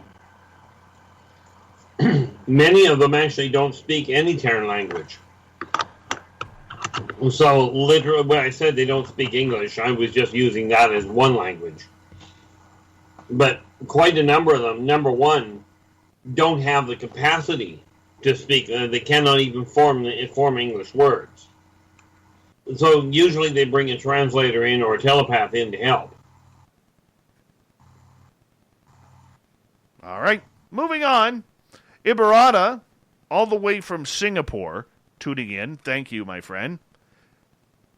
Is this part of the Milky Way galaxy sparsely populated, and which part is teeming with aliens? Well, I wouldn't exactly call this one sparsely populated to start with. But is it part of the Milky Way galaxy? Yeah. But from where we're sitting, there's another wing. If you go counterclockwise, take where we are, go around the clock to about 9. If you take where we are sitting at 6 o'clock, go around counterclockwise to 9 o'clock, and you'll find it is a whole lot denser population over there. But this section isn't exactly not teeming. I mean, if you think about it, there's life on the moon, there's life on Vulcan, which is right next to the sun. It's actually inside the orbit of Mercury. There's life on Mars, there's life on Venus, there's life on Jupiter, and there's life on Titan. Titan being one of the moons of Saturn. So it's not like there isn't life in the area. All right. Hang on. Okay, go ahead. Go ahead, Nicole. I need Vulcan is on the inside of Mercury explained, because I love the Vulcan. It's actually, NASA knows about it. Okay. It's a planet that sits just inside the sun's photosphere. It's not green men with pointy ears. Right. Okay, it's a crystalline race. And it's a planet that literally orbits the sun right close to the sun. Okay. So, are they physically in our dimension to where we will be able to see them someday with our technology, or are they in a different dimension? Well, it's all three-dimension, but number two, if you go to New Mexico, you can see a nesting site. Where in New Mexico? I went. Well, in New Mexico, and don't ask me the location of it, okay? Somebody else can figure it out on the tourist maps. There is a great big underground crystalline cave. Check. With huge crystals. We're talking 6 foot long, that sort of thing. Mm-hmm. It's a Vulcan nesting site. So Superman's cave that's the North Pole. In New Mexico. Not the Vulcan. we're not talking about something designed for any sort of humanoid people. We are talking literally, the crystals themselves that is their nesting ground. That's the entity. The crystals are the entity. Yeah. They're kind of, if you think of salmon and sea turtles where they go to one place to nest. Mm-hmm. Right, same idea.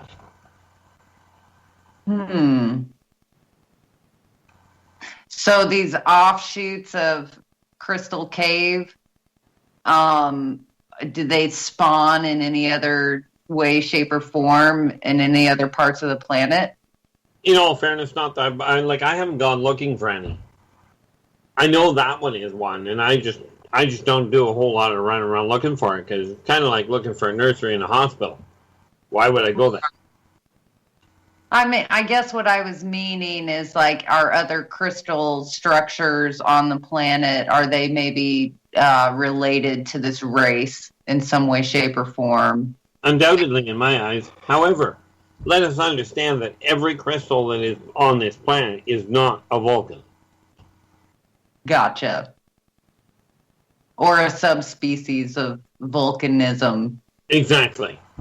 Gotcha. It's along the lines of, every human on Earth is a mammal, but every mammal on Earth is not a human. Correct. And I guess my line of thinking with this is crystals come up often, whether they're used as like a storage facility or some sort of energy transference or fuel. Yeah. And so to hear of, and I kind of follow the line of thinking that everything has some sort of consciousness or a construct of consciousness. So for crystals to be able to hold a life force or a memory or information or be an actual being, like, that's not too far of a stretch for me in that sense. But it also, it just makes me ponder, like, these other uses for crystals that we've heard about. Like, is that another race using Vulcan beings to a technological means, or is that just another version of crystals, like they're for their technology? Usually the crystals you use for technology are not sentient. It's really a bad idea to take something that can generate a high intensity light form just by thinking. Mm-hmm. Put it inside your electronic base. So it wouldn't be like a symbiosis of, like, I mean, I know there's some creatures that, live off other creatures, or that kind of cohabitation exists. So it wouldn't be anything where, like, a Vulcan entity would be used by another race knowingly or, with permission. Well, they do work together, but... this is where we get into that really funny area that the answer is sort of, yes, it can be done and sometimes is. But that's usually a symbiotic arrangement or a cooperative arrangement, if you will. Okay. It's just, another pop culture thought I had was I was watching a show where a lady was able to channel a being via an octopus, like, attached to her brain and various parts of her body. It was like the octopi was the conduit for her to be able to speak through dimensions. So I just thought that was interesting. I didn't know if maybe the Vulcan beings could be used in that capacity as maybe a apparatus, a bridge of sorts. Well, technically they could be, but then again, you could use a whole lot of humans to make a bridge across a chasm. It's not necessarily a nice idea, but it works. Right. All right, let's move on to another question here, because they are building up. Greco is asking, which planets, alien worlds, actually have cloud cities, Keith? Well, can I give you an exact location? No. But there are a number of them that actually have especially when you start getting into the lighter realms, if you will. There are some where they literally have the floating cities. Come to think of it, oh, of course. I'm thinking, like, where the heck? You've actually seen them. They actually bring them here. The Muldocs have have you ever seen a ship that looks kind of like a Colosseum? Not since Close Encounters of the Third Kind. Okay. I've seen them, but you take a look at the ones that look sort of like a Colosseum. That's a Muldoc ship. It's a Muldoc generation ship. Because what they do is they build the cities, and because of the way the society is built, when the if you will, air traffic gets too dense, somebody heads off looking for deep space exploration. But they're called generation ships. That means they got. Go ahead. Do you think some of these generation ships have weaved their way into mythology in some way, shape, or form over the centuries? Like, I'm thinking of Shangri-La, like how it appears, in the mountains and not a specific location, but it's very obviously a place that you can be taken to if you follow the lore. Do you think that's a representation of city ships? Yep. Awesome. All right, let's move on to a new question here. And this one comes from, let's make a choice here. Flesh Wound is asking, Keith, have any, if any, off-Earth species have gone extinct? How many are endangered?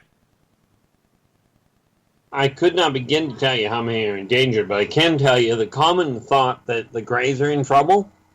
It's kind of like saying rabbits on Earth are in danger of becoming extinct. Like there are a number that have gone extinct. As a matter of fact, one race I can think of right offhand. I'm just trying to think. We've actually got skeletons of them here. There is and I'm just, quite frankly, my memory is not what I would like it to be on occasion. There we go, the Zeron. The Zeron are a race that are extinct. And the reason I said we've got skeletons here, if you take a look, there are some, if you look in the archives and what have you, you'll find pictures of something that looks like it's got a dual brain. It's got a split skull that almost looks like a heart, if you will. And I don't mean the one in your body. Right, but that race is extinct. They are, and so are the ones that have a conic head. Okay. Let's move on here. And let's go to Jenny's question. Do aliens ever discuss what is happening on Earth or about our planet, raising its dimension? That is one of the biggest jokes they've got going on up there. Do they discuss what's going on with the planet? Yeah. But mankind is not, Earth is not raising to a higher dimension. Okay. Talk about the quickest way to wipe out a planet. Is mankind evolving to theoretically a higher consciousness? If they survive the transition, the answer is yes. But it's not the planet that is moving into a new dimension. Okay, but yeah, the off-worlders quite regularly discuss how mankind is evolving, what they're waking up with, what they're figuring out, and how much of a threat they are to themselves and the rest of the cosmos. All right. This is one of the reasons why, and the Martokians are very heavily involved in that. The Martokians are actually around here quite regularly. They literally send over shiploads of students. Oh, the education they'll get here of what not to do.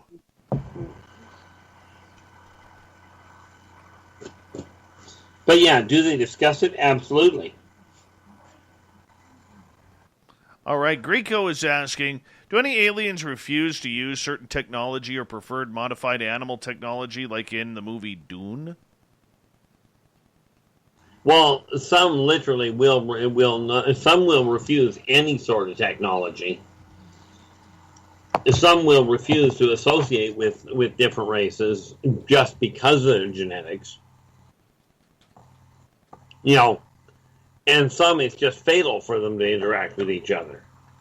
Like you'll never find a fire elemental and a air and a water elemental interacting. At least not without somebody dying. But there are ones. It's usually more an issue of individuals that refuse to use certain technologies than races themselves. Right. Okay. Nikki is asking, do the ET races talk about what's going on? What about what's about to happen in the angel realms? Absolutely. Considering the Angelists themselves are kind of interested in what mankind is doing. The Angelists are the ones in the angel realms. So they're kind of interested in what's going on there. You know?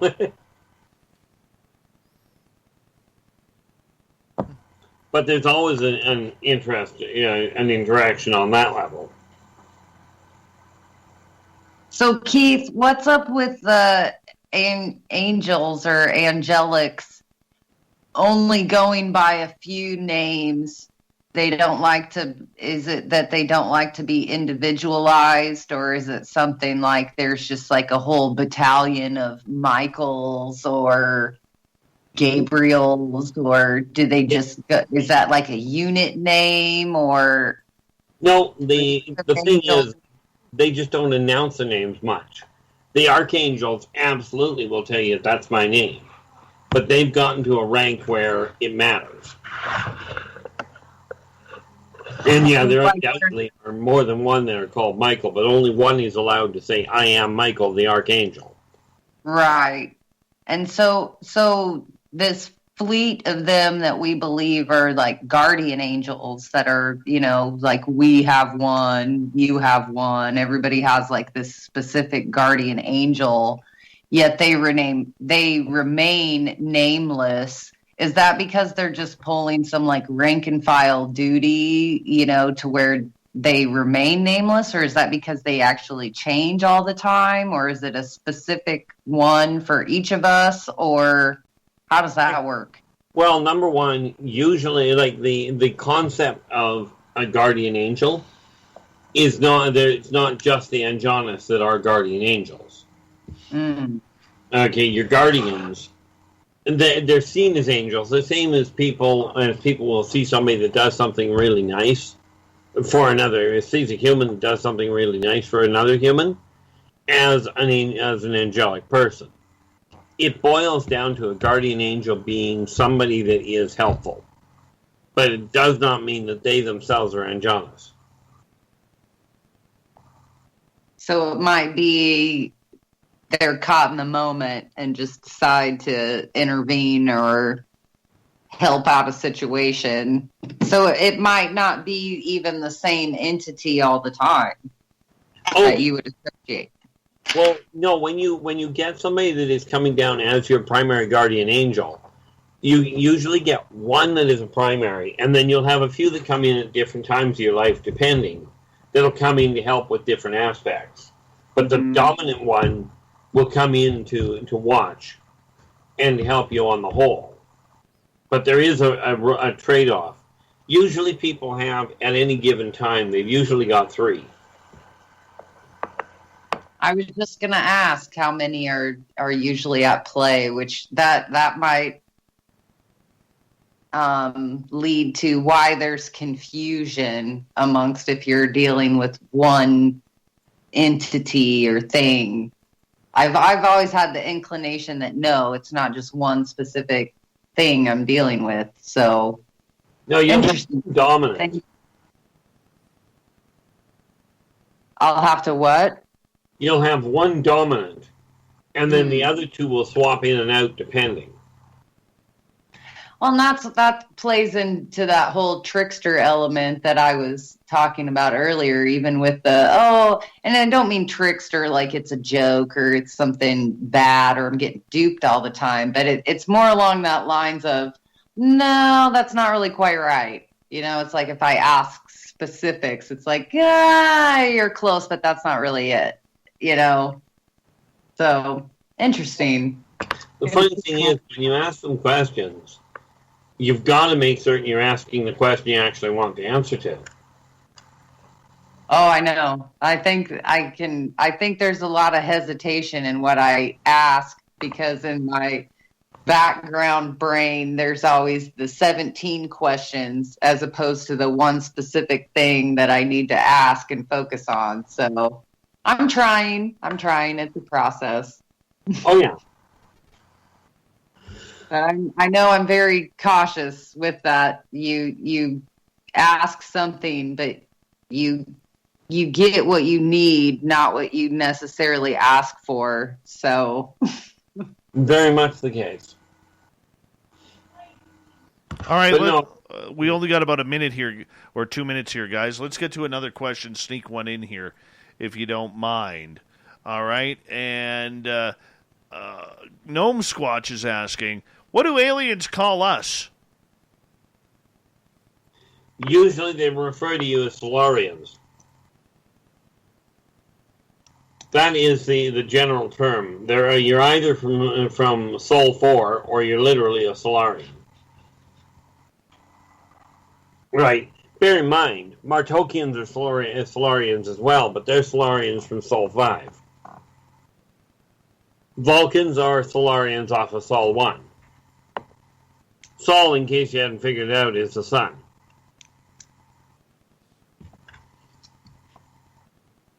But that's, on the whole, what they refer to them as. Okay. So a Solarian would be any race that is around a sun or needs a sun. Around this sun. Oh, our specific sun. Okay. Yeah. Yeah, they're the ones that are around this specific sun. So when you say like Solaris 1 or Solarian 5 or what you just mentioned, what's the number? Refers to the orbital location of the body that you're living on. Earth is in the fourth orbit. Therefore, it's referred to as Sol 4. It's that simple. The closer they are to the sun, the lower the number. So like Vulcans would be a Solarian 1 because they're with Mercury. Yep. All right. Awesome. Nicole, Keith, I'm going to get you to hold on because we are going to go to break here at the top of the hour. We have the ET Connection with R Keith Andrews and special guest Nicole Sakich for another 30 minutes here on Spaced Out Radio. Then I'm going to bring you the SOR Newswire and the Thought of the Dave, as it is a jam-packed hour 3 of Spaced Out Radio coming up with the ET Connection, the news from Shirky Poo, and the Thought of the Dave. Stay tuned. Spaced Out Radio continues after this.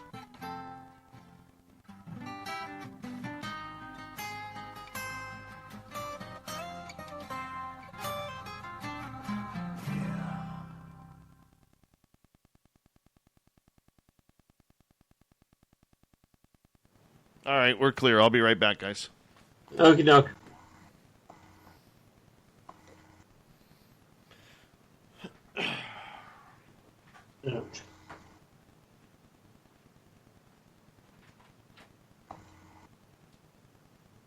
So do you want to run off? Oh, no, I'm still here. I'm reading the chat. Yeah, I'm just trying to find the chat again. There we are. Nope, that was not it. I got 3 screens on the go and I can't always track where I am, so this is why I do not understand how Dave does it. I only have 2 going tonight, so The chat is moving kind of fast. Everybody needs to like and subscribe. That's my shameless plug for the night.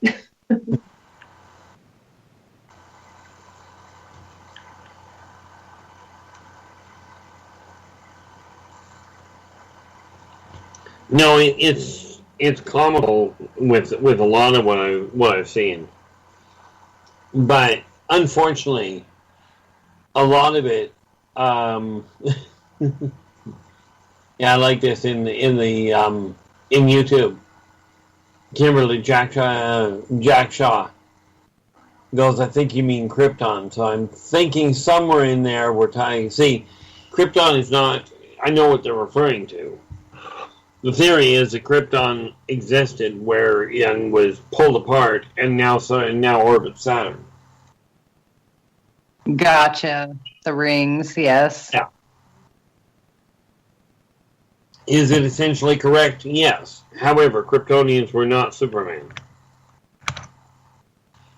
What were they more like if they weren't like the super fella?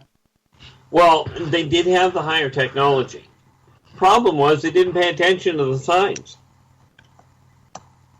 You know, and I mean, the reality was, well, they eventually did because they ended up leaving there about the same time as the Terrans left Earth and headed for Mobius.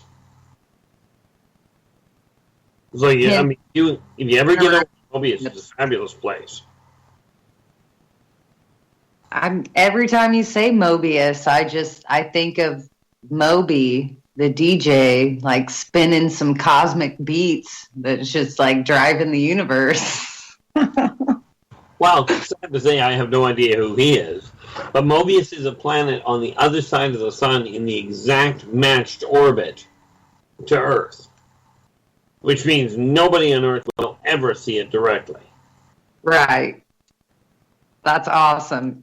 Keith, you always give me homework after these programs and shows, so now you have homework. You get to YouTube Moby. Well, this is where I will follow the same rule I did when I was in school. I have never yet researched a race or anything that we talk about. I've never taken the time to research any of it.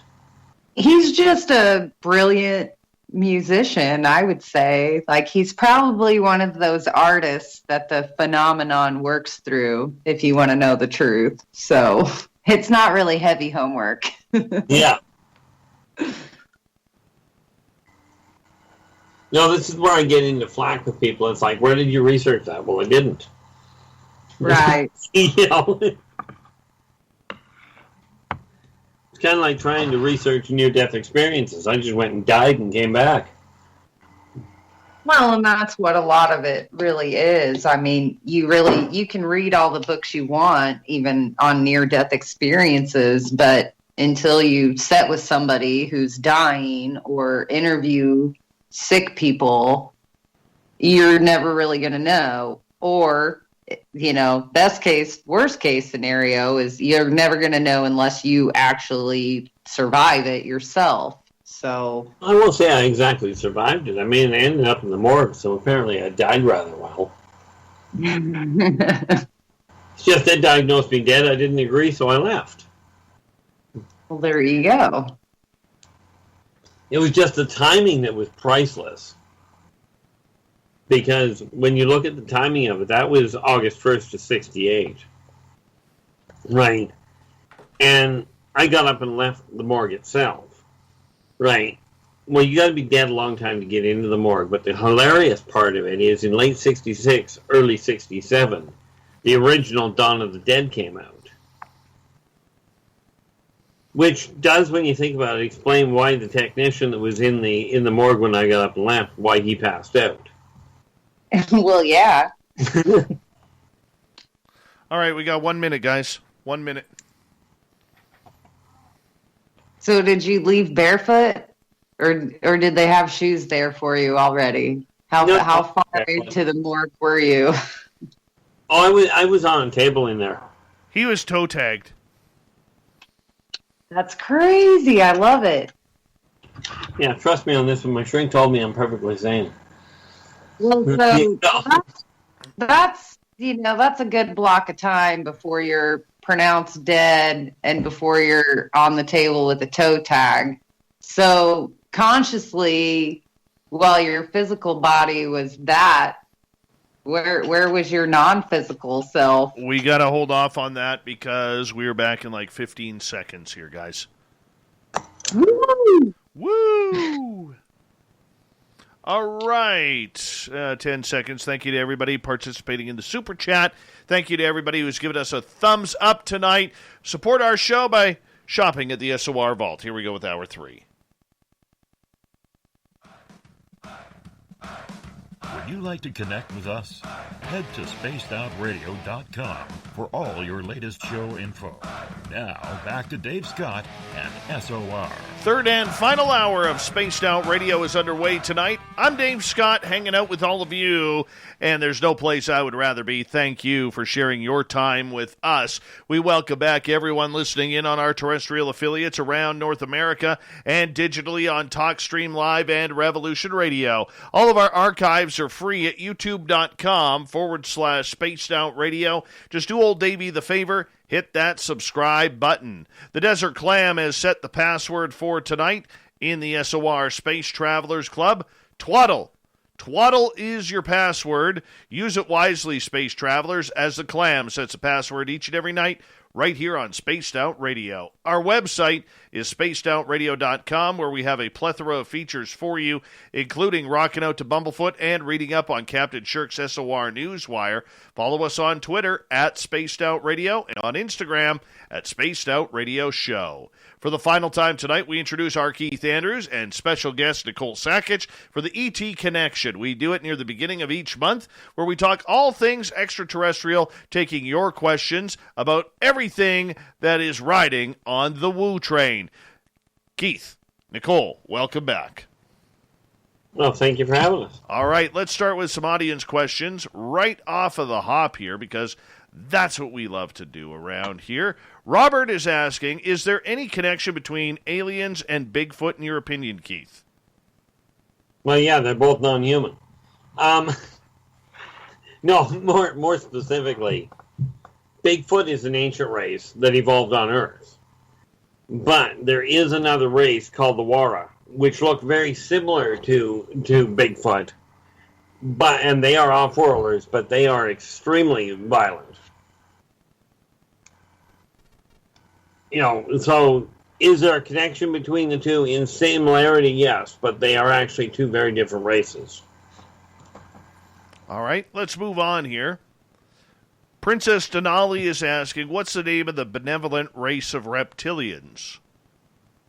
That would be the Cirzazians. They are the most benevolent of the bunch. Okay, those of you 7.5 to 8.5 foot reptilians, they're warrior class. Very honor bound. They are actually allies to humanity. You also, the Zotar are another benevolent race. Although they're a little on the short side, as in about 6 inches tall. All right. Pair of questions here. Lord of Land is asking, how do you talk to your guides? And then Chemical Summer followed it up with, if it is a guide you're getting your info from, how credible is it? Well, okay, how do I talk to my guides? It's quite directly. Okay, sometimes via thought line, sometimes I literally sit down and talk to them, depending on the day of the week and what we're up to. As far as how credible it is, well, I'm still breathing after this long, so I figure it worked well enough for me. All right. Corrins is asking, I want to know about the angelic alien races. Are you saying that the angels of the Bible are based on them? Boy, there's a loaded question. For lack of a better way of putting it, we'll go with yes. But the reality of it is a whole lot more complicated. The Anjanus race are very much like what the Bible describes. And they are a very passionate race. You know, but were they why mankind decided to use them as a template? That I cannot speak to. Although I will tell you that there are the angels that they talk about, such as Archangel Michael, is a very real angel. Okay, and do understand, Michael is not his actual name; it's an English translation for it. Okay, which I'm pretty certain people can understand that one quite, all too well. Keith, Denali Princess is asking where she could find your book. That, you can either, if you take a look at my YouTube channel, it'll give you an address. If you just literally contact me at Inner Voice Enterprises at yahoo.ca, I'm the only one you can actually get it through. It's got to come directly through me anyway. Inner Voice or Intervoice? Inner Voice, as in INNERVOICEENTERPRISES at yahoo.ca. Thank you, buddy. Appreciate that. Always appreciate that. G-Girl is asking, do aliens have free will? Yes. On the whole, they do. I mean, there are some races that are more of a hive mind than anything else. But on the whole, they have free will.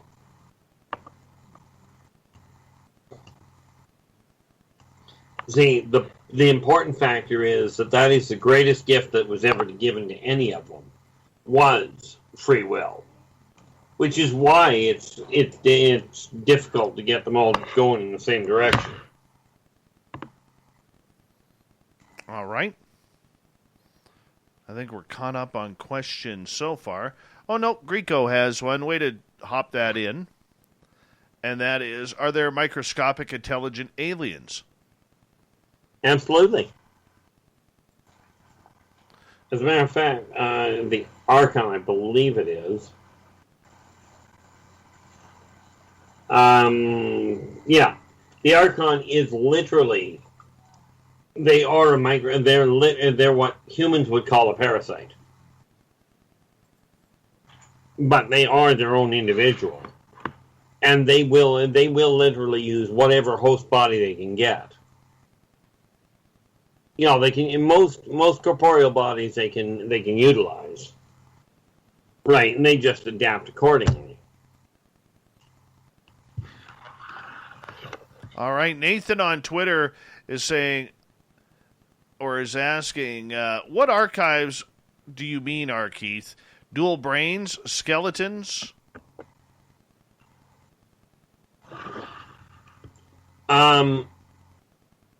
Which are, when I was referring to archives, we were probably referring to take a look at mankind's records. There are skeletons on this earth that have a huge skull that looks like it almost looks like a heart, as in the traditional Valentine's heart type thing. Exactly where you would find them, where you'd find the information on the net, I have no idea. All right, let's move on to another question from Nathan, who is asking, does CE5 contact actually work to really see and make contact with off-worlders? I've heard varying reports on that. I'm still trying to figure out what CE5 is. And again, because of the fact I don't research any of it, it runs into a bit of a problem for me. But from what I gather, a lot of people have said it works like a charm. I never bothered using it. I just started off the old-fashioned way. Which, by the way, wasn't necessarily a good idea. All right, let's move on here. Let's see here. We got one from Steam Train Mark in Australia. Keith, do you know what sci-fi shows have got alien races correct in appearance?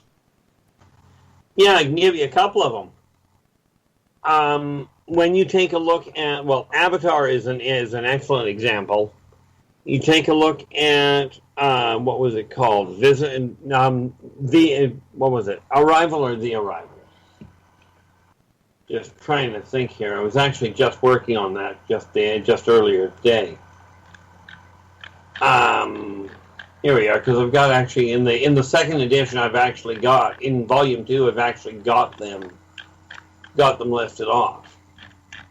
But if you take a look at Close Encounters of the Third Kind, the original one, you'll find the Greys, both the scientist and the controller Greys. If you watch the show Alien starring Sigourney Weaver, welcome to the Chick-Chocks. Arrival, you'll see the Udina. You take a look at Jupiter Ascending, and you'll see a Tormenon. Predator, that's your Maldogs. Okay, and when you take a look at a really odd show called Descent, or more to the point, Descent 2, you'll actually see the Burundi and the Burundigar. Those are the ones I know of. Now, oddly enough, and most people don't consider them, they consider them a joke. The funny part is they're not. The Econ and the Ecodal are both. If you ever watched Star Trek, the original series, The Trouble with Tribbles, the Econ are the Tribbles. They are an actual race. And yeah, they are as prolific as they show in the book or in the movie.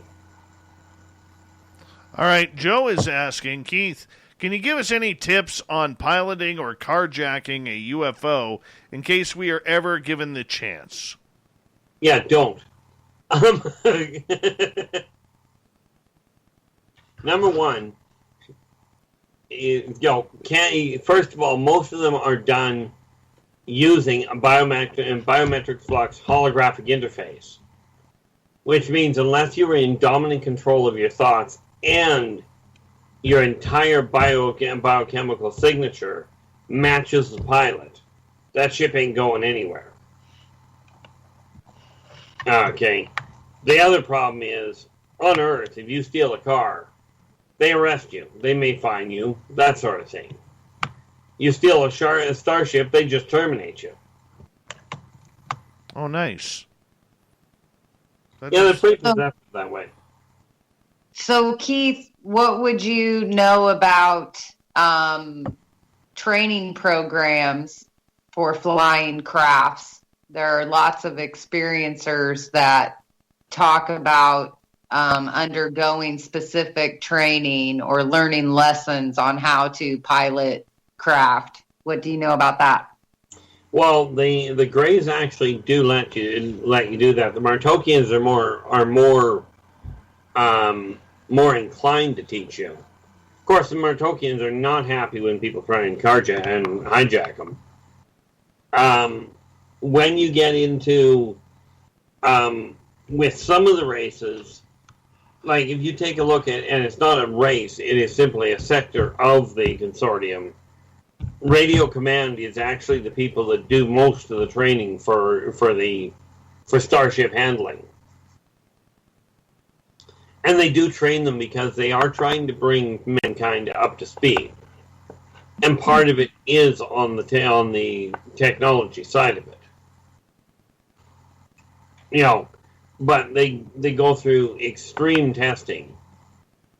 You know, they may show you the controls to start with, but what the experiencers may not tell you is the amount of testing they go through to make sure that interfacing with the vehicle or with the drive system isn't going to shatter the mind. Right. And experiencers that I have spoken with on this topic have spoken that this training started in early childhood, and in ways that they didn't even necessarily correlate with flight or maneuvering, I should say, that it was more basic at that young age, but they've seen it progress, or as they've passed lessons or certain tests, then they've been allowed to move on with their capabilities. So would you say that that's probably because these craft, like you said, are so intertwined with our mental brains and what we can handle? Ultimately, yes. You see, a lot of the ships, well, the ones that they use, like I said, they use a biomagnetic flux holographic interface, meaning they use the firing of the neurons, the shock wave that those firing neurons have to interact with the holographic interface. Right. In order That's to make how I've heard it described. It's like your human body power adds to the ship's power, or goes hand in hand with how you interface with the mechanism. Yes, that is literally what they're doing, and this is why the people you've been talking to are absolutely on the money when they say they started early.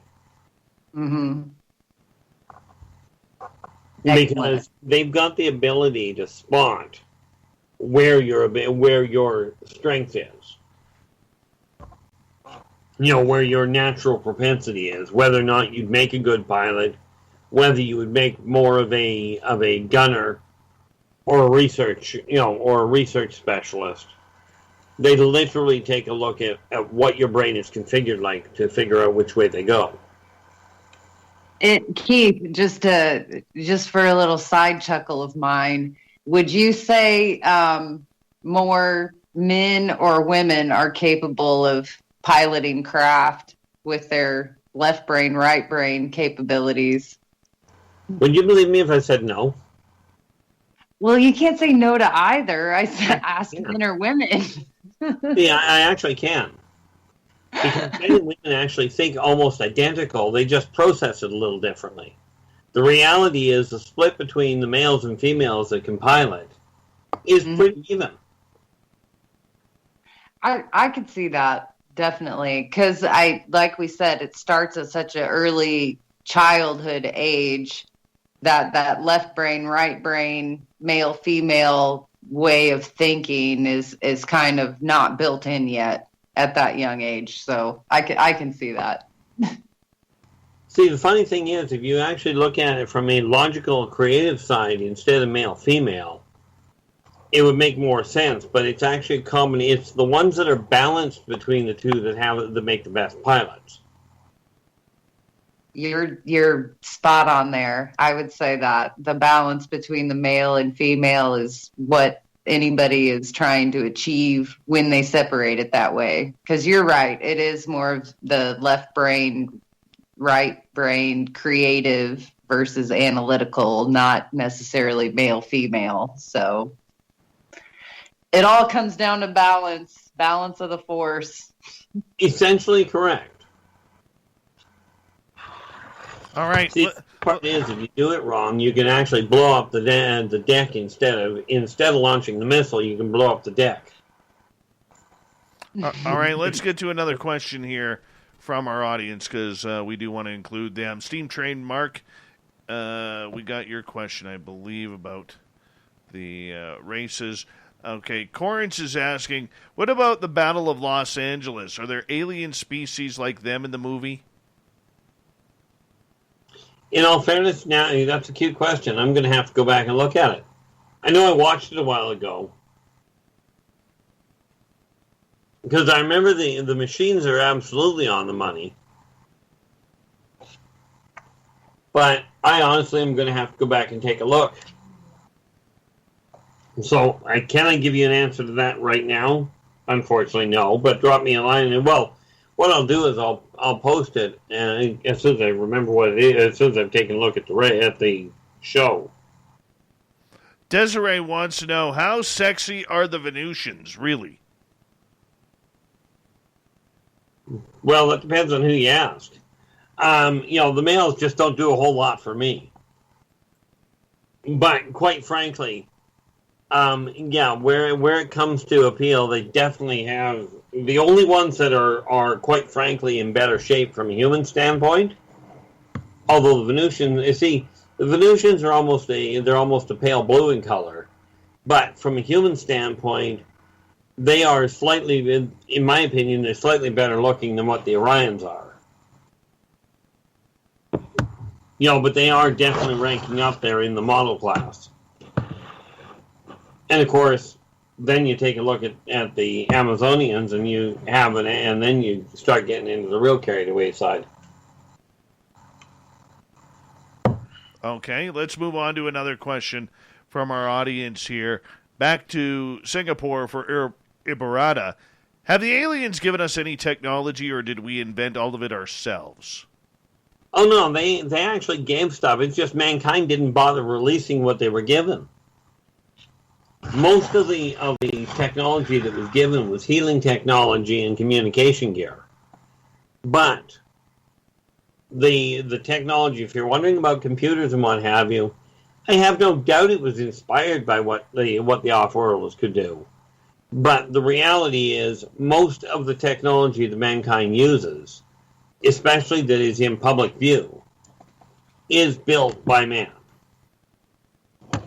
The reason being, the off-worlders, although they were pressed to give higher technology and higher weaponry, because of the way that mankind dealt with things, they flat out refused to give them weapons. So the weapons that mankind has built are mankind's design.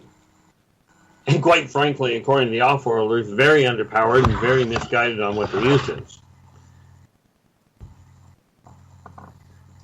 Okay, let's move on here to another question from our audience.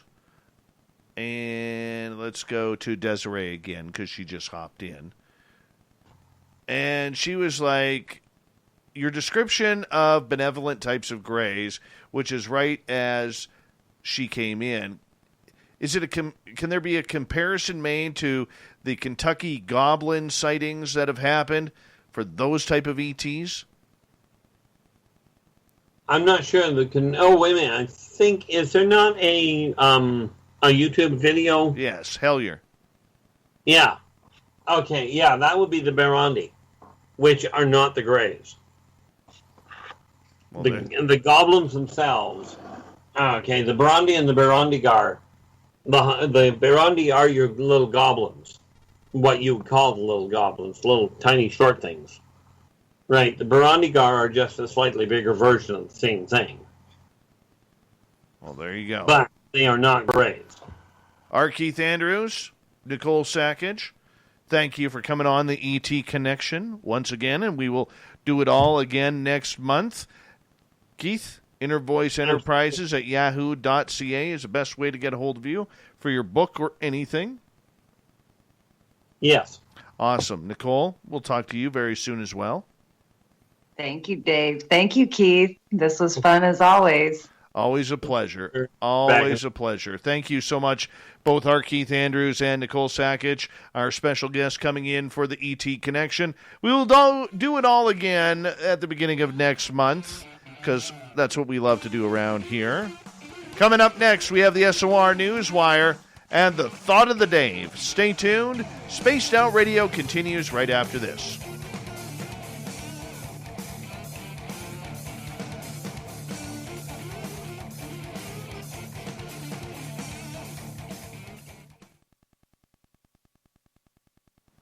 Good show, guys.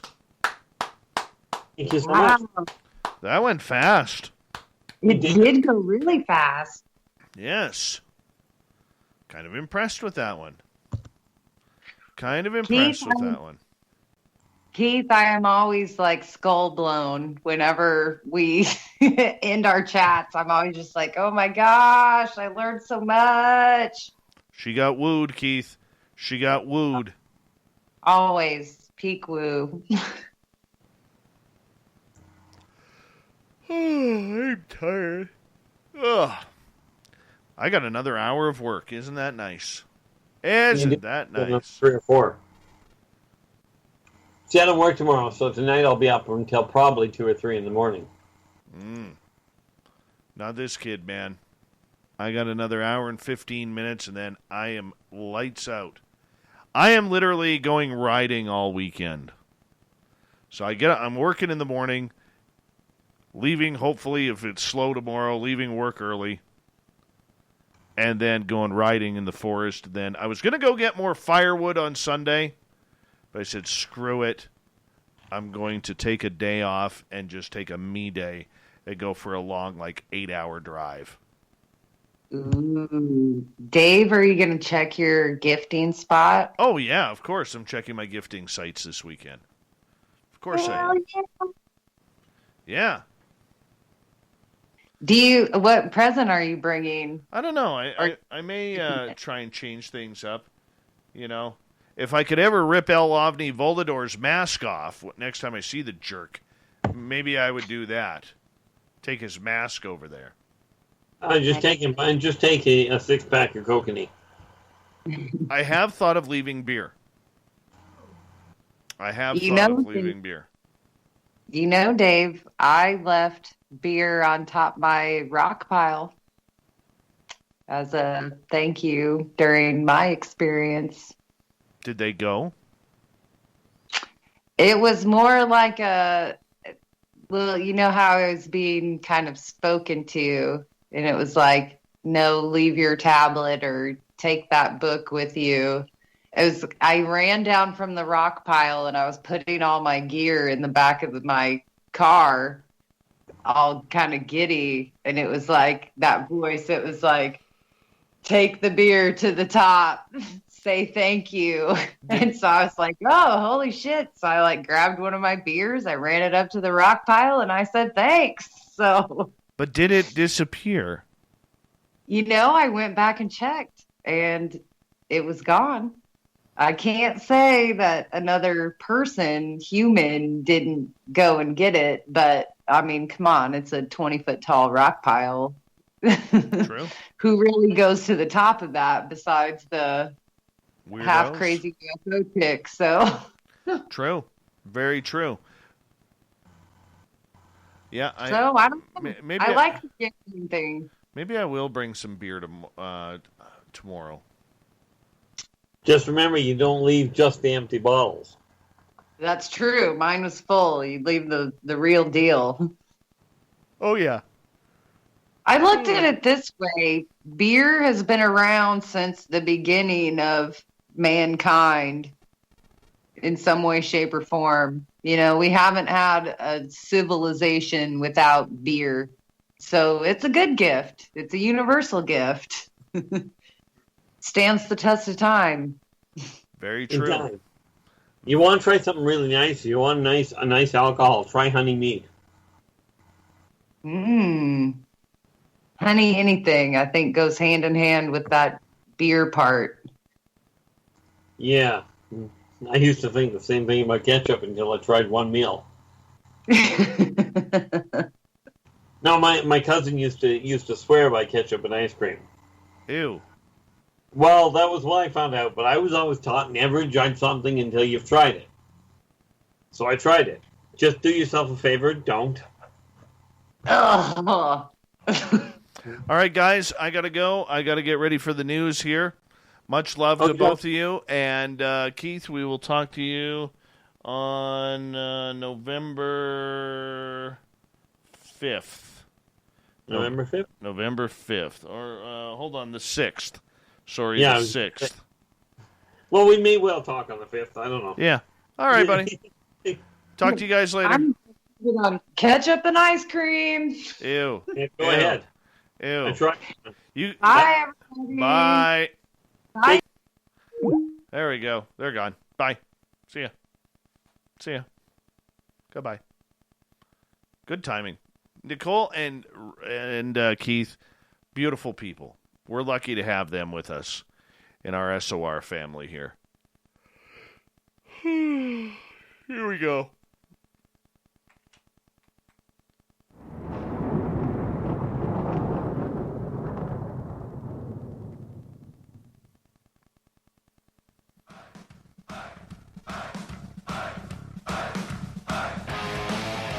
We rounded third. We're heading for home tonight on Spaced Out Radio. I am your host, Dave Scott, sitting in the captain's chair of SOR headquarters. Thank you so much for joining us tonight. We really do appreciate it. Want to remind you that if you've missed portions of this show or others, check out our free archives by going to youtube.com/Spaced Out Radio. Do old Davey the favor, hit that subscribe button. Our website is spacedoutradio.com, where we have a plethora of features for you, including rocking out to Bumblefoot and reading up on Captain Shirk's SOR Newswire. Follow us on Twitter at Spaced Out Radio and on Instagram at Spaced Out Radio Show. Speaking of the news, let's do this thing, shall we?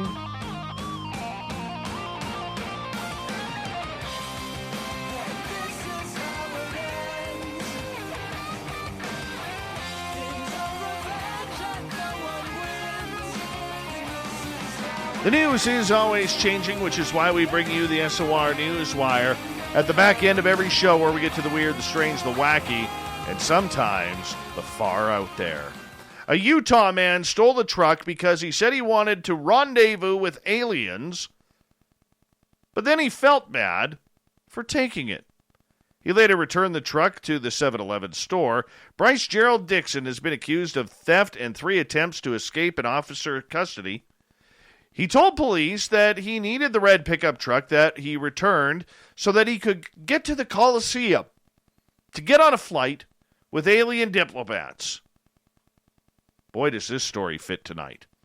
Dixon planned to drive the pickup all the way to the Coliseum, but upon feeling bad for taking the vehicle, he returned it. The owner of the vehicle called it in stolen after leaving it unlocked for a quick stop at the store, calling 911. Police responded to the call and got to the scene to investigate. Once an officer arrived at the convenience store, he was met by the owner of the truck. The owner told him that a man suspected of taking it returned it and that he was running from the location. The officer used his radio, and another officer took the suspect into custody. The suspect was taken to the hospital for an injury due to the owner of the pickup truck punching him in the face. Once in hospital care, Dixon tried to slip past officers several times. He apologized to the police, but told them that these damn aliens needed him to get to the Coliseum. He was being booked to the Utah County Jail on suspicion of theft of a motor vehicle and for the 3 counts of attempted escape. No, he won't be making it to the aliens, but at least the truck was returned. If you didn't think this year could get any stranger, just wait. Halloween hasn't even started yet. But we are on the run-up. Oh, yes. We are one step closer to that SOR Vegas party. Yes, we are. The Canadian federal government has announced changes to its management of the border today, providing some relief to families and couples seeking to visit loved ones while increasing some public health measures and strengthening its quarantine monitoring activities. The updates announced responded to the needs of Canadian families who have been separated from their loved ones by international borders, some of whom are facing the most difficult period of their lives, said Marco Mendicino, Minister of Immigration, Refugees, and Citizenship. The changes governing the family reunification have been broadened to include exceptions for certain extended family members of Canadian citizens and permanent residents, including couples who have been dating for at least a year, their children, grandchildren, siblings, and grandparents. The government said it would also consider potential limited release from quarantine for some visitors. Visitors will be permitted for these classes of travelers on compassionate grounds such as terminal illnesses, critical injury, or death. Details of which members of an extended family qualify for the new announced exceptions and the conditions that have to be met to secure a compassionate exception will be released on October 8th, the day the new measures come into force, the government stated. When all non-essential travel across the Canadian border was effectively banned in March, families and couples that live on both sides of the border or some where family members lived in a country that was not the U.S. were unable to see one another. On June 8th, the Liberal government loosened some of these border restrictions to allow foreign nationals to visit Canada, providing they report no symptoms of COVID-19 plan to stay for at least 15 days and quarantine themselves for up to 14 days upon arrival. But the federal government only gave exceptions for certain classes of visitors, such as the spouse or common law partner of a Canadian citizen or permanent resident, depending on children or dependent children, parents or step-parents or spouse, guardians, or tutors. Despite those changes, many Canadians with relationships and family across the U.S. border say they remain stranded, unable to meet the criteria. They included engaged couples who did not meet the legal definition of common-law spouses, and children and parents unable to spend weeks self-isolating on both sides of the border.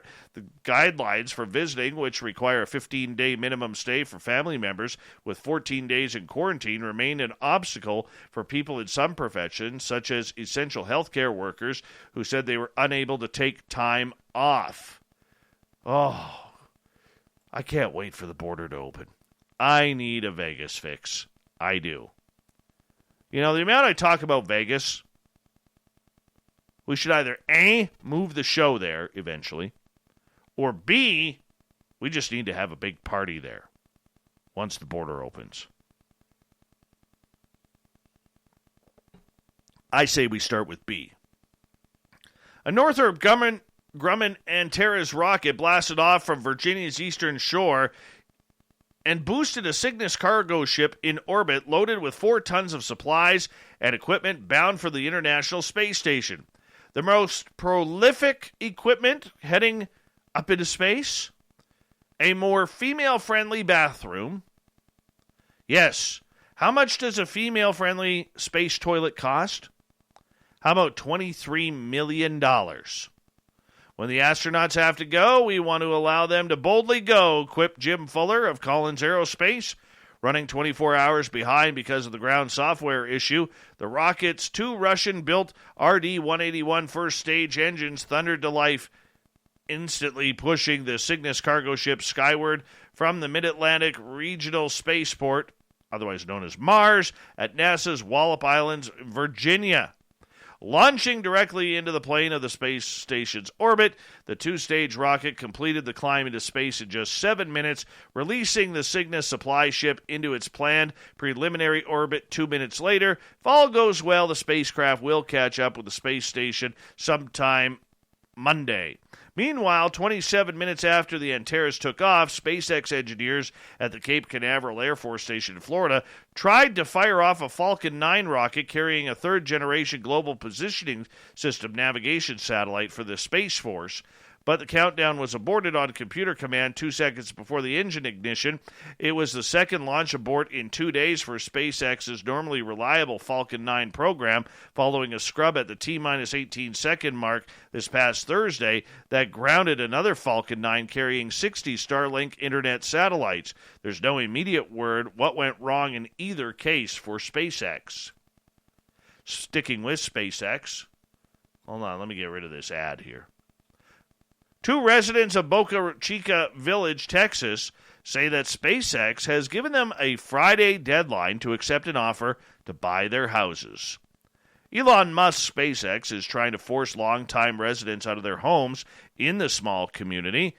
Boca Chica Village is up the road from SpaceX's Texas Launch Center, and representatives from the company have given residents until Friday to accept their most recent offer on their home. The homeowners tell the news that SpaceX's offers are insultingly low, and they're not budging. SpaceX has been trying to buy the property owned by the people of Boca Chica Village for more than a year. It initially offered residents what is said to be 3 times their appraised value of their homes, roughly $150,000. Some people took the money, but many residents said no. SpaceX then reduced the offer 2 times the home's appraised value. The beach is part of the wildlife preserve and is one of only undeveloped beaches in Texas. The community is near SpaceX's launch facility.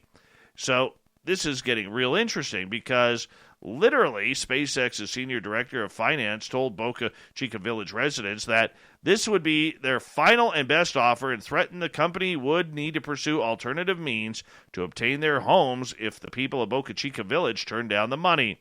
Finley sent out emails to the residents who were holding out, and spoke with some of them on the phone. As a follow-up to our recent discussions, I am writing to confirm SpaceX's offer to purchase your property. Finley's email said, I note that this past weekend marked the 1-year anniversary of our initial offer to purchase your property. During that time, SpaceX has endeavored to ensure a fair and equitable process for all residents located within the designated South Texas spaceport at Boca Chica Beach. In addition to the tremendous community support SpaceX has received, I have enjoyed getting to know you personally over the last year. It's been a pleasure to learn about your connection to the area, answers your questions, review the basis for the purchase offer, etc. In other words, what he's saying is, look, I tried to be a nice executive. I even took my tie off, and you didn't fall for it. Now I'm cranky. Now I'm lowering my offer. And then if that doesn't work, I'm taking you to court so that way you can lose your home for nothing that you did wrong. That's what he's saying. This guy's a jerk. Absolute jerk. So one resident named Celia says, I turned down the offer because it's not enough. I don't want to become a millionaire or get rich. I just want enough so that I can go to another coastal area 1.5 miles from the ocean, buy a 3-bedroom brick ranch like I have now. I'm not saying it's worth a lot, but for the amount of money, you can't find anything close to this, said resident Mary Bloomer. We're not asking for $1 million. We just want fair compensation. Garcia did not buy Finley's argument that Boca Chica Village is in a dangerous space. Both she and Bloomer said that SpaceX has remodeled and repainted some of the homes other people sold last year. They said that sometimes SpaceX employees even stay at these homes. Garcia said that Finley told her on the phone that the FAA was involved. He said that this has been declared a dangerous area by the FAA. If it's a dangerous area, why are they remodeling the homes they purchased instead of demolishing them? Why are they putting in a new septic system? Why did they advertise for a project coordinator to make this into a resort area with a bar and restaurant? Are they willing to endanger everybody else but us? Good point. Yeah. Anyways, like I said, this guy Finley here, he seems like a real rat bag, and, he needs a good shaking. And I hope they stand tall. Love this story. Love it. Now, I'm not a big Guinness Book of World Records fan, so to speak, but something like this, I commend the person for doing it. And I'm not even being sarcastic this time. Why? Because a 103-year-old man became the Guinness World Record holder for the oldest tandem skydive when he jumped out of a plane in Texas. Alfred, who goes by Al Blatchke, who went skydiving for the first time in 2017 to celebrate his 100th birthday, made good on a promise to return to the sky 3 years later to celebrate his twin grandsons graduating from college. Blatchke jumped out of the plane at 14,000 feet while strapped onto Don Cameron, a certified tandem jump instructor at Skydive Spaceland San Marcos. The Centurion landed safely on the ground about 5 minutes later. Everything went perfect, Blatchke said. Skydiving is a very safe sport these days. Statistically, it's more dangerous to get snacks out of a vending machine. If you're 103 years old, you should be able to do this no problem. Because the worst case scenario is you go splat and you've already hit the century mark. All right? It's okay. You lived a good life. But either way, very good for a centurion to break the Guinness World Record. 103 years old jumping out of a plane. I'm 47 and I will not do it. Will not. Residents of Hell, Michigan have put out an offer for the chance to be mayor of Hell for one day by renting out a specially outfitted lair on Airbnb. John Colon, the self-proclaimed mayor of the town, which has no official mayor actually, says his mayor's lair, tiny house, will be available for 3 one-night stays that come with his unofficial title for 24 hours. I am the biggest Halloween fan in the world and the underworld, so I hope that our little slice of paradise can fill fellow Halloween lovers with all of the frightful chills and spooky sensations of the season, Cologne said. And to our guests and soon-to-be mayors, I trust that you will find there is no place more welcoming than hell on earth. We can't wait to show you a hell of a good time. Lots of puns there. The mayor's lair includes a queen-size bed, Gothic-style sitting area, fire pit, outdoor movie screen, and a supply of locally grown pumpkins to carve. If I'm mayor for a month or for a day, there is no way I'm wasting that time carving pumpkins. All right? No way. Going to have a party. Property is listed for the nights of October 18th to 21st and 24th. Each day costs $31 in honor of Halloween taking place on October 31st. Now, this is one long overdue book, man. A British library said someone returned a pair of books, including an early Thomas the Tank Engine book, 48 years after their original due date. The Basingstoke Discovery Centre in Hampshire, England, said the books were mailed to the library along with an apologetic note from a person who checked them out nearly half a century ago. The books were the Railway Series number 22, Small Railway Engines, a classic Thomas the Tank Engine book by Rev. W. Audrey, and Learning with Color Architecture, The Great Art of Building by Truant Copplestone. We inadvertently took these with us when we moved from Basingstoke in 1972. Please accept my apologies for the late return of these items. Read the note, which was signed Andy. The library states the late fees for the books would total over $10,800 by the current rates, but the facility put a moratorium on late fees in April due to COVID-19. Fortunately, we're just happy to see those books again, the library said. And finally tonight, police in Pennsylvania came to the assistance of a sanitation crew when their garbage truck arrived at the police department with a hitchhiking bear on top of it. The Kidder Township Police Department posted photos to their social media showing the bear riding on top of the garbage truck that pulled into the department's parking lot.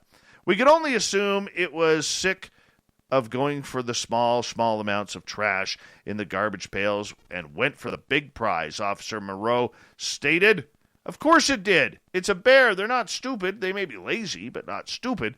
Police said the truck backed up against a tree and the bear safely climbed down on its own and waddled away.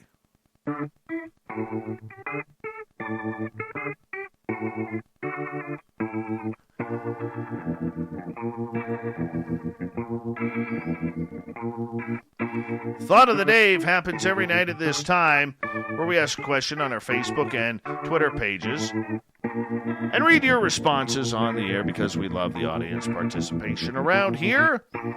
Yes, today's Thought of the Dave is as follows.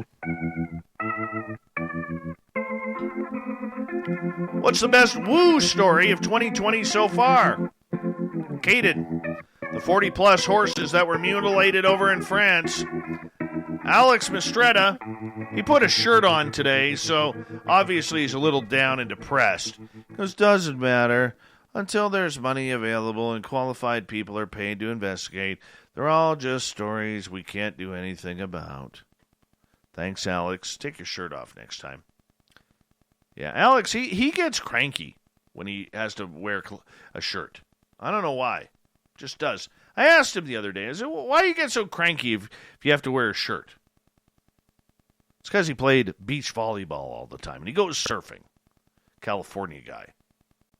Davey, that quantum entanglement has been successfully demonstrated on sizable objects across large distances. It makes mainstream science full of woo. Steven. Actually, nope. Too political for this show, so we ain't going there. Lee. The scientists look into the real woo of quantum entanglement and particle physics. These guys and girls are actually quantifying woo in fields that could and perhaps are in real time fundamentally changing our concepts and expanding our horizons. Thank you, Major Lee, for that. Let's go over to Twitter. Marty, one of our favorite veterans who listens to this show, and we love each and every one of you veterans who takes this show in and enjoys the night of festivities with us. He goes, the revelation right here on hashtag Spaced Out Radio that R Keith Andrews actually had a female interested in him at one time. Just have never been able to rack my brain around that one. Oh, come on. Keith is a nice guy. He's a nice guy. He is. You and him should share hair stories. You got nice hair, Marty. Keith has nice hair. Maybe you could share some styling tips with each other. Kev, the one you haven't heard yet, mine, my daily is woo. Yeah, you are a weirdo, Kev. I know we've talked. You're a weirdo.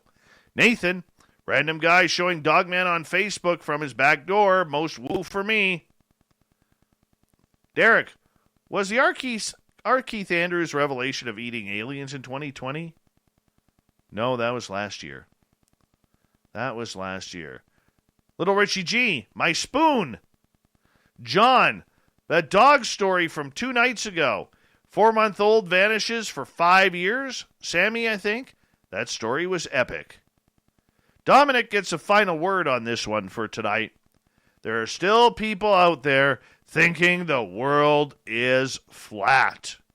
Thank you to everybody participating in the Thought of the Day. We will do it all again very, very soon on Facebook and Twitter. Thank you to Captain Shirk for getting the news together on the SOR Newswire, and to R Keith Andrews and Nicole Sakic for joining us on the ET Connection. They will be back in November.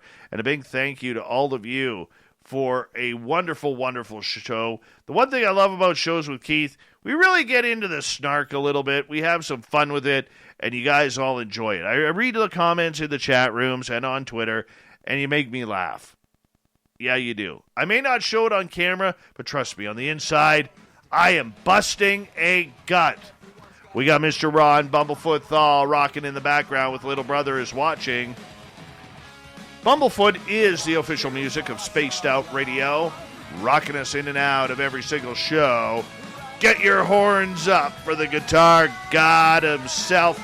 Special thanks to everybody listening in at home, in your cars, at work, wherever you may be. Thank you to everybody in our chat rooms, hanging on out in Spreaker, YouTube, LGAB, Revolution Radio, Facebook, the Space Travelers Club at our website, and all the snarkers and snarkettes on Twitter at hashtag Spaced Out Radio. You are one hell of a woo crew, each and every one of you. And thank you for being that way.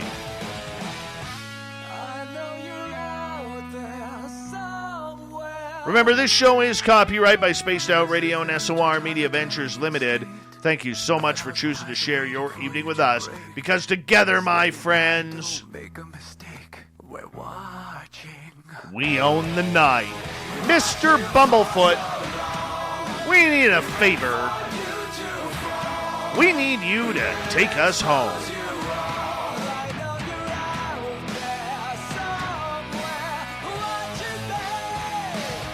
Yes, the Woo Train is docked for the night, but soon, my friends, we shall ride again.